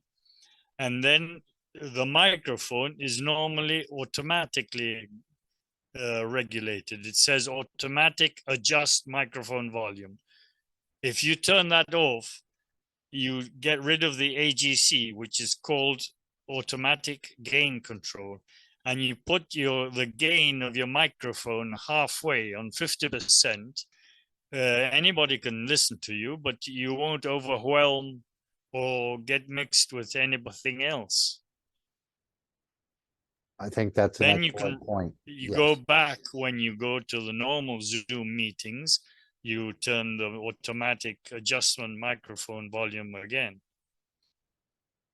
Very good. I'm going to have to learn this, or you'll show us in one of the other classes. Mark, Yes, Joseph. On the other hand, we have to have a look at our speaker systems. Some of us have a microphone and an external speaker system. If the speakers are too loud, so the microphone takes up the speakers, and we have also some big disturbances sometimes.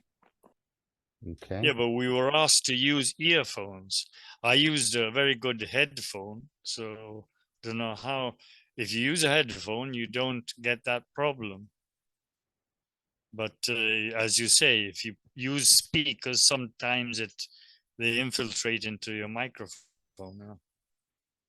Right. I think this problem is going to be eliminated in the near future. There'll be a different way of approaching this, as we heard from Jacko that they're developing a system without the headphone. Yeah, well, but they said we may have to buy this headset. Yes. Imagine having to produce 300 or 100, 400 headsets. That would be quite a big problem, and sending them over. And let's see what's in mind exactly. Again, these may be plasmatic headphones Let's delivered hope by so. the cosmic rays, cosmic radiation. We'll have to see if they can deliver the energy, the wellness, the communication, and so on. They certainly could deliver the headphone and the water. Don't forget about the water.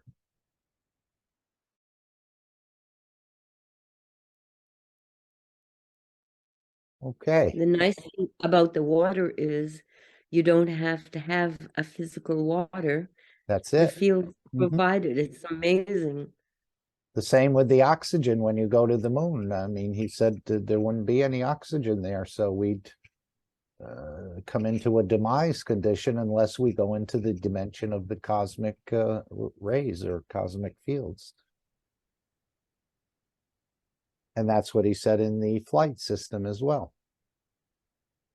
There would be no need for food. There'd be no need for doctors or no need for medicine.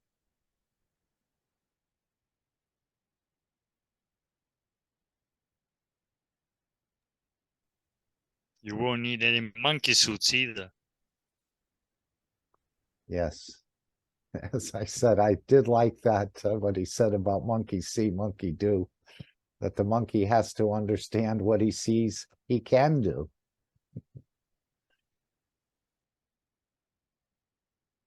Good evening, Marcus. Dean here. Can I interject a little bit? Could we ask Tony? I think he opened the mic just before you did, Dean, and then you'll follow Tony? Unless that course. was an inadvertent opening, Tony? Yeah, Would you like hi. to share something? Yeah, Okay. I would like to tell you about my presence during the meeting. Sure.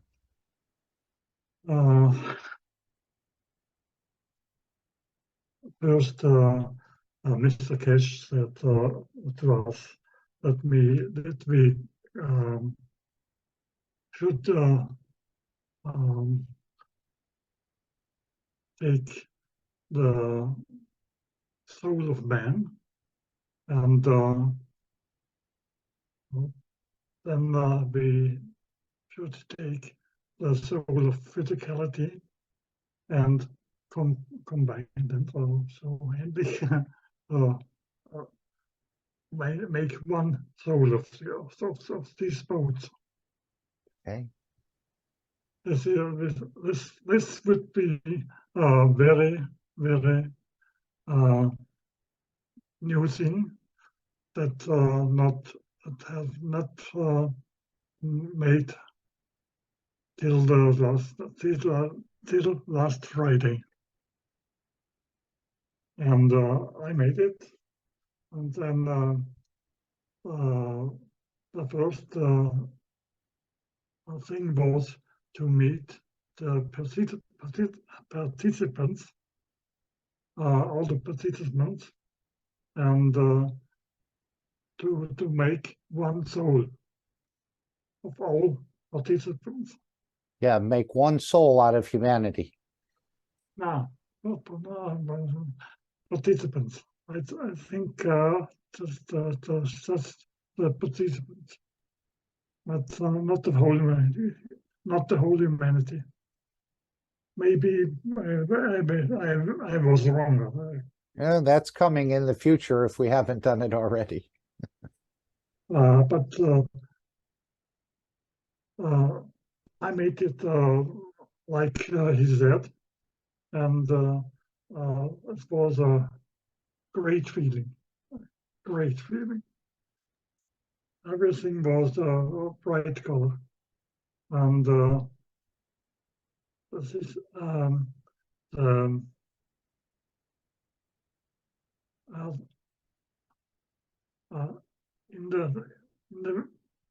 in the slide, he told us that we should see light flashes. Yes. And all the light flashes came. And you made the connection. Yeah. And and after the meeting, he told us that just in this time, Mitra and her child was in the meeting, and I felt 100%, 100% pure. I cannot tell you was another thing. And then in the next session came Moses and Christ and Mohammed, and he told us that we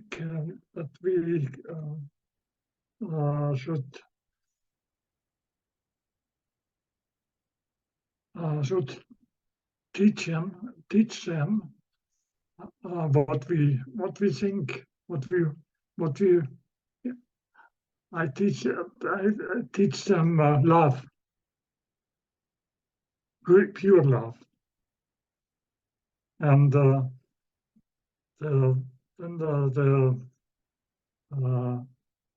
Moses was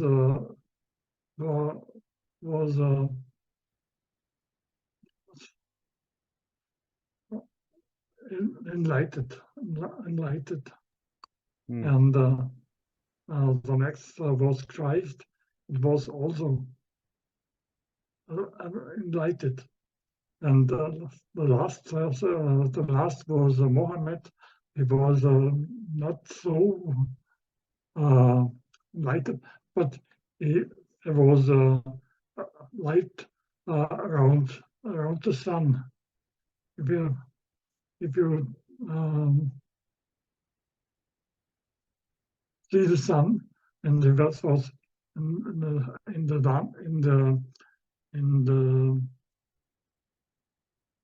the border of the sun was light, and next session was that we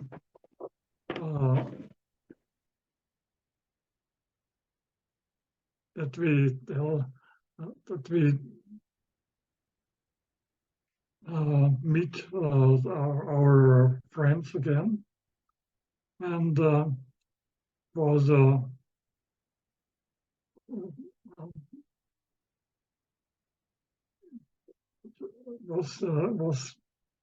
yeah, I can not say what happened. It happened like bright with all, bright light with all, and then he said that we will meet in Linz, and I felt it was going to Linz, and then it was over.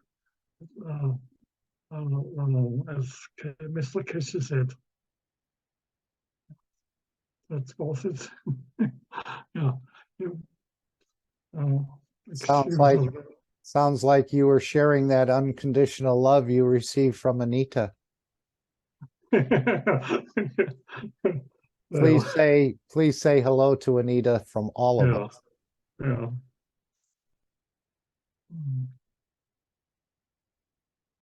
Anita is Tony's wife. Thank you, Tony, for sharing. Dean? Are you still with Dean? Yes. Yeah.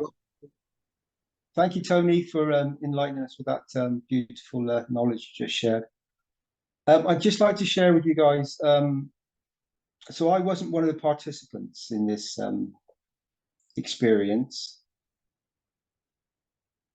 However, some of the things that Jacko said earlier on, and I'm sure many of you already know this, that I experienced, first of all, I led down, and I had a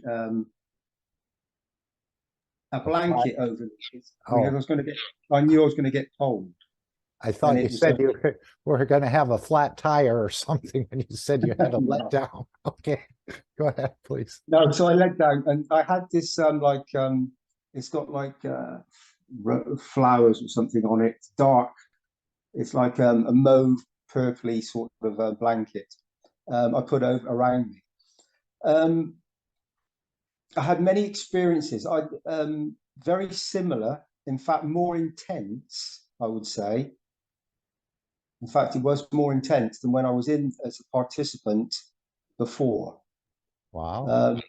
I had the same experiences through my body went very cold on my legs, down the back of my legs. I had this very same experience when I was a participant, but I also experienced this time because I didn't have the noise. It was just, and I didn't, by the way, I didn't have a microphone open. I wasn't connected to, I tried to connect, but I couldn't connect through. So I was literally just myself and just present when you guys were having this experience.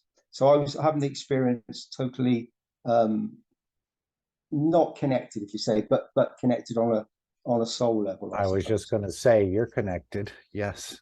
Yeah. I experienced many multidimensional aspects. It seemed like normally when I sleep, I don't remember my dreams at all. I've said this many times before. I'm not sure I was asleep, but I definitely experienced many sort of fractal images, element coming through, images, creations. I experienced many different images and pictures of different people and places, and it seemed like I was sharing experiences with many. And wow. There were times when this sort of the pictures suddenly went, and then the colors and the multi-dimensional aspect of it sort of came through I don't know, I can't describe it, in other dimensions, sort of thing, if that's the right way to describe it. But I definitely had an experience. I thought I'd just share that with you. And I don't know what was said in the meeting. I don't know if I hadn't listened tonight, I wouldn't have known what was spoken or what Mr. Kesh said.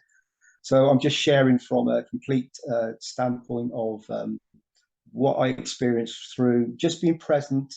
From the moment that it started to take place, I let down and just knew from the past experience how long it would take to settle in and what was going on. But fairly quickly, I got because I sort of focused into that aspect of being present. I definitely experienced something. And I was very also, I listened to Mario's teaching earlier on in the morning, and I definitely got somebody was doing something there, probably elevating or something. And I definitely got sort of zonked out on that one towards the end. And then when I joined in again at the other one at 12 o'clock, I was in the zone very quickly. And part of it, I definitely felt part of it, that's for sure. However, if I don't know if I explained it totally, but I definitely felt part of it. So there's an experience for you, Mark. Beautiful. Yes, we're all going to, again, we're doing this collectively, but we're also having individual experiences. For example, someone else saw Christ. I didn't see Christ. And they didn't see Moses, and I saw Moses. So again, I don't know exactly what's going on in there, but it's a beautiful process we're partaking in. I don't understand it all, but I think we'll grow into it again. And as you said, Dean, we won't need the headphones. We won't even need the system eventually. I think it'll be an on-demand as needed. Yeah, I think just going from my own experience, it's just being present. It's like much of the knowledge that's been shared and everything that we've all spoken about and we all know about. It's the plasma. It's being present in the moment, and then these transmutations, these however you want to describe it, they are taking place. You have, each and every one of us has the ability to be part of it, if you, you know, a very specific moment when it's taking place, and you just tap in, as we've spoken about many times. The colors and the things that I experienced and the depth of it was something. Yes, it's been a little while now, so it's not that the memories are fading, but it's just it's not that's obviously as intense in my thoughts right now as it was when I was experiencing it. But there was definitely it felt very, very dimensional and very it's hard to describe. And there were very many different aspects of interactions. It wasn't just one specific thing. It was a constant flow of many different things. And as I said, I don't usually experience these sort of interactions that rapidly. I don't usually see images like that, even though I've been a photographer my whole life. When I use my eyes, my physical eyes, I know exactly what to do to take a picture very quickly and do a visual. But when I visualize something, I don't do it with an image in my thoughts. That no images come forward. It's just I just instantly know. And in this instance, I connected, and I had many different, all sorts of strange images coming to me that I would never have thought of, that were obviously part of somebody else's experience. It felt like that. Anyway. So that's very nice. Very nice. We encourage everyone to begin to sign up for this 19th of February meeting and enjoy your own experience. I think it's going to get opened up more and more. I don't know what dials Mr. Kesh is turning in the background, or he may be testing something with Dean, and he may be doing something different with one of the others. I don't know, but they are perfecting the system. So Dean, that was a beautiful, beautiful experience that you're sharing with us, and you're remembering it. Yeah, definitely. It's what you said with Mr. Kesh. I'm sure that each and every one of us has our own differences and field strengths we need to negotiate and go through. We all have our own, you know. Right, and that's what he's doing as well, is he's repairing the damaged bird, the soul of physicality, our own soul of physicality, so that we'll be able to do this. So this could have been a first, as we started, when we started elevating the souls and lints and the negotiators and things, we didn't quite understand it, or maybe we felt a little uncomfortable with it.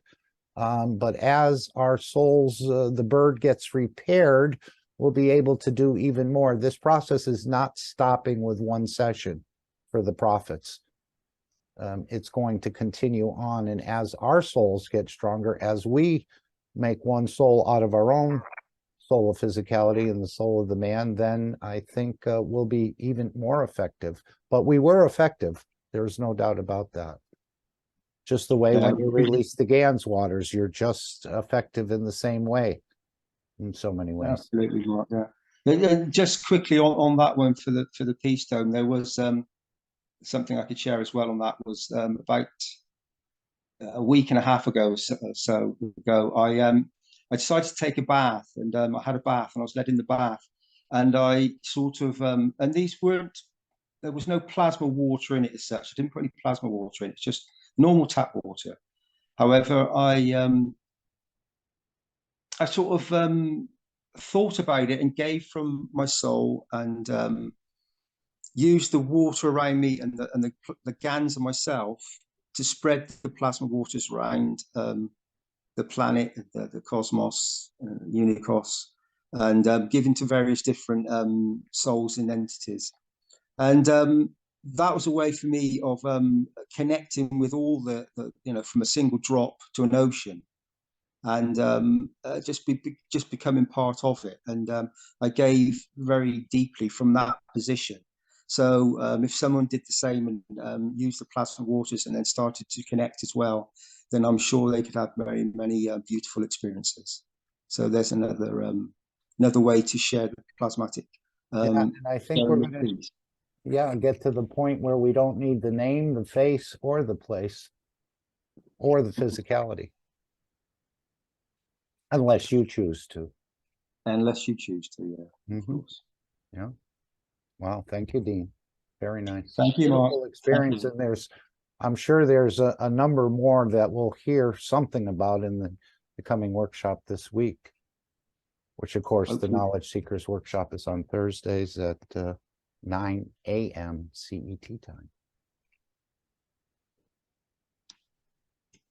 Thank you, Mark. Thank you, Dean. We'll call you Deanius. That's a combination of Dean and a genius. Thank you.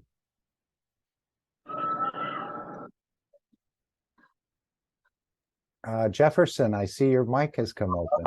Is there something you'd like to share? Hello, Mark. Can you hear Yes, me? sir. Yes, we hear you, Jefferson. Thank you. Hi, Mark. Hi, Alex.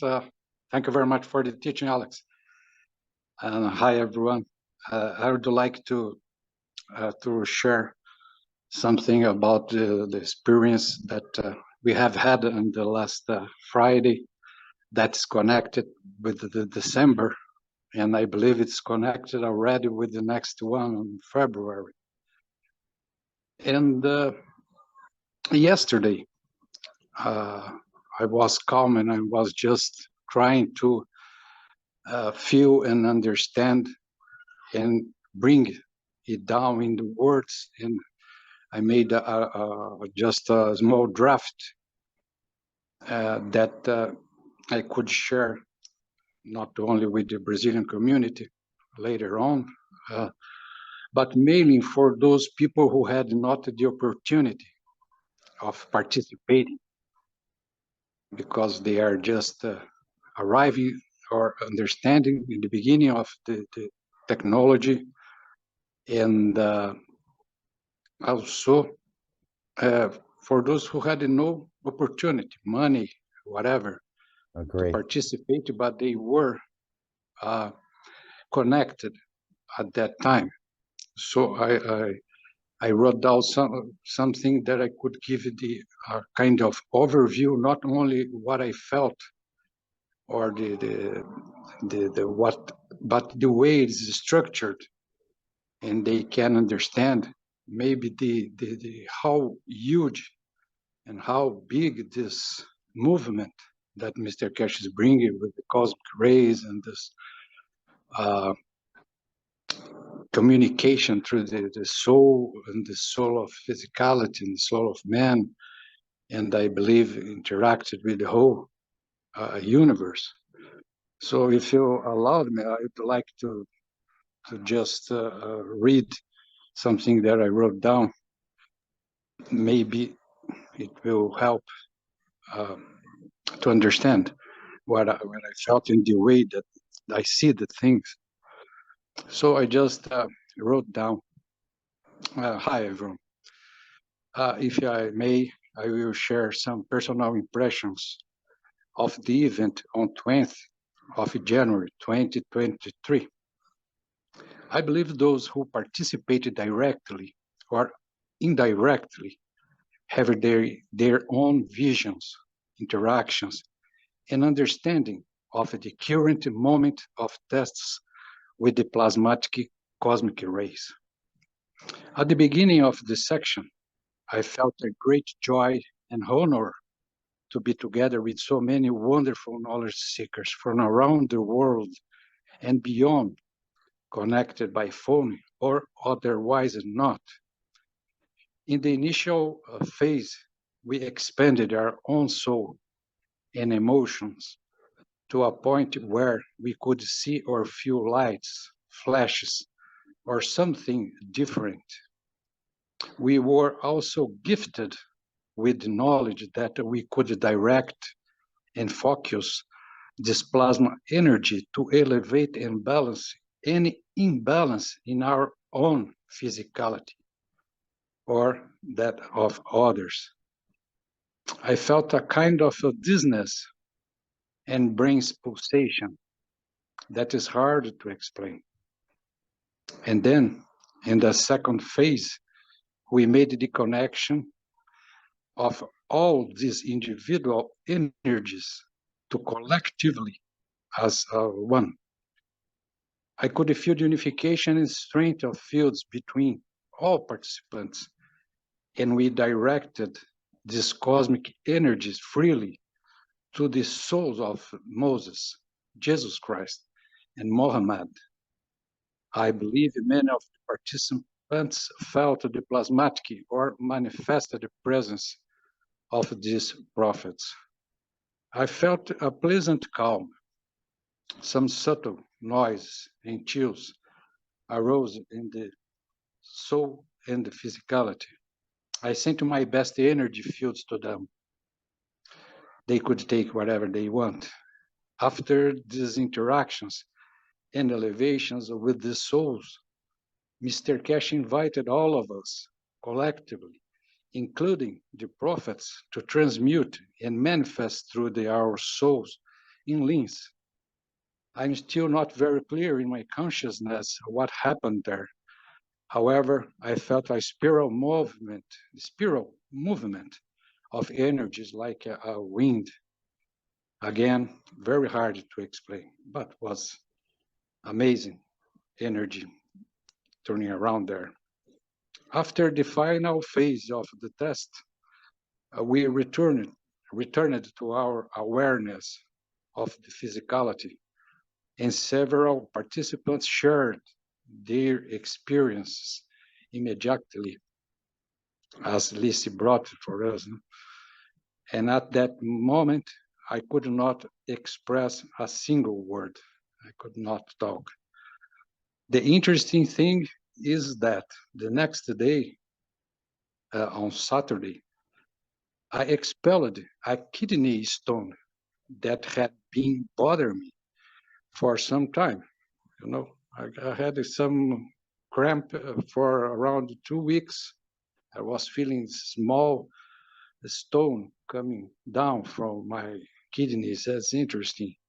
And on Saturday, after I woke up, and the first thing when I went to the bathroom, I just expelled this little stone. Amazing. And I said, "Oh, you have a soul. So even a stone have a soul. So welcome to this world." That's what it said. So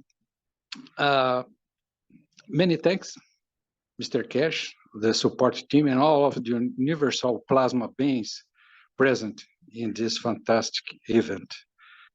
And that's what I wrote, I share in the group, because I think it can give you a short idea so many people can be more interested in what's going on and how powerful this can be, in my opinion. I really feel very, very comfortable to say that the connection of all of the knowledge seekers that were inside this event, those who were with us outside, was really amazing. I could feel. And I don't know if I live in a place with so many fields of different gases, different energies, and but I felt that this plasmatic cosmic ray, it's a little bit different in strength. It's kind of connecting different level, maybe not in the conscience, but maybe in conscience or the higher, in the direction of our soul of man, as I believe. That's what I'd like to share, Mark. And another thing, because in the email that we have received from the Cash Foundation, a customer service, at the end that we received with the Zoom number, whatever, they just asked us to give the feedback, structural feedback, because as a test, as Mr. Cash is making, using all this physical equipment, as we give the feedback, it can, I think, tune better the systems of rays and plasmatic. Only he knows how to do that, I believe. So we can help to make it better every time, because I believe in the future, everything, as Mr. Cash said, will be using this kind of system, distance, and so that I would like to share with you all. Thank you very much, everybody. It's always a pleasure to be with you here and everywhere. Thank you. Thank you, Mark. Yes, thank you, Jefferson. I sense Mr. Kesh smiling, as Dean would say, at this precise moment. And you said you were trying to be, in a way, a satellite to share this experience with the others that couldn't be there. That's very beautiful as well. That was very nice to bring them and include them and to, yes, Jefferson.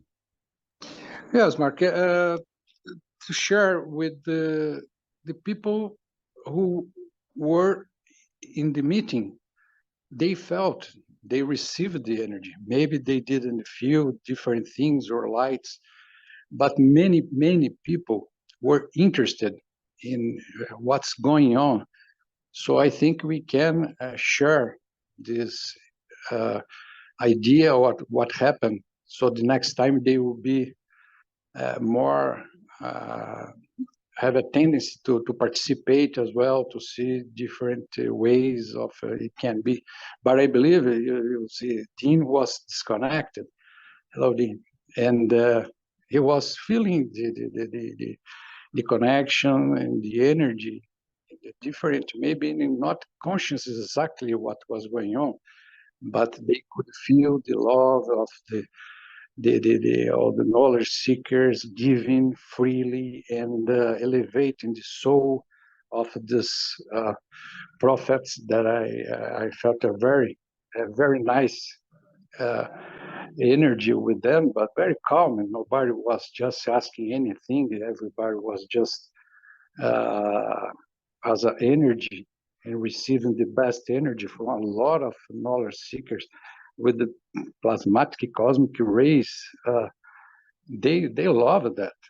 They love that, and I believe they will take care, and we will spread this energy and this love to the whole continuation of their disciples or their followers. They will understand that the peace and the new way of life is in course, in my view, and they are happy with that. I felt happiness with them. They went to inside of Cash Foundation as well, as Mr. Cash invited. No, everybody was spinning inside. They were enjoying. But that was the feeling that I had. Beautiful testimony, Jefferson. Thank you for sharing with us. Okay, thank you. Thank you all. I just grateful to everybody. Thank you. Okay, perhaps we'll take one more. It is approaching midnight in Europe. Carolyn, I saw your mic came open. Is there something you'd like to share? I think you were in the meeting, if you'd like to. No, that was an accident. Sorry. Okay. Did you go to the flight experience? I did. Ah, well, is there anything you'd like to share? Sometimes you may hold the key to someone else wanting to participate in these conferences. Is there something you'd like to share about it? Maybe something small. Oh, it was fun. It was fun. And I did see Kesh come in, and I'm like, what are you doing here? And then I go, oh, of course you're here. You need to be here. So that was the fun part. And it was all just fun. It was fun being with all the knowledge seekers, and their souls are so beautiful. You could just feel that beauty. Yes, I'm sure Mr. Kesh has been waiting for decades for this to come out and to start this process. Thank you, Carolyn, for sharing. Anything else you'd like to add, or would you encourage people to participate if they could? Oh, absolutely. It's definitely worth doing it for anybody who can scrape it together, which is what I have to do.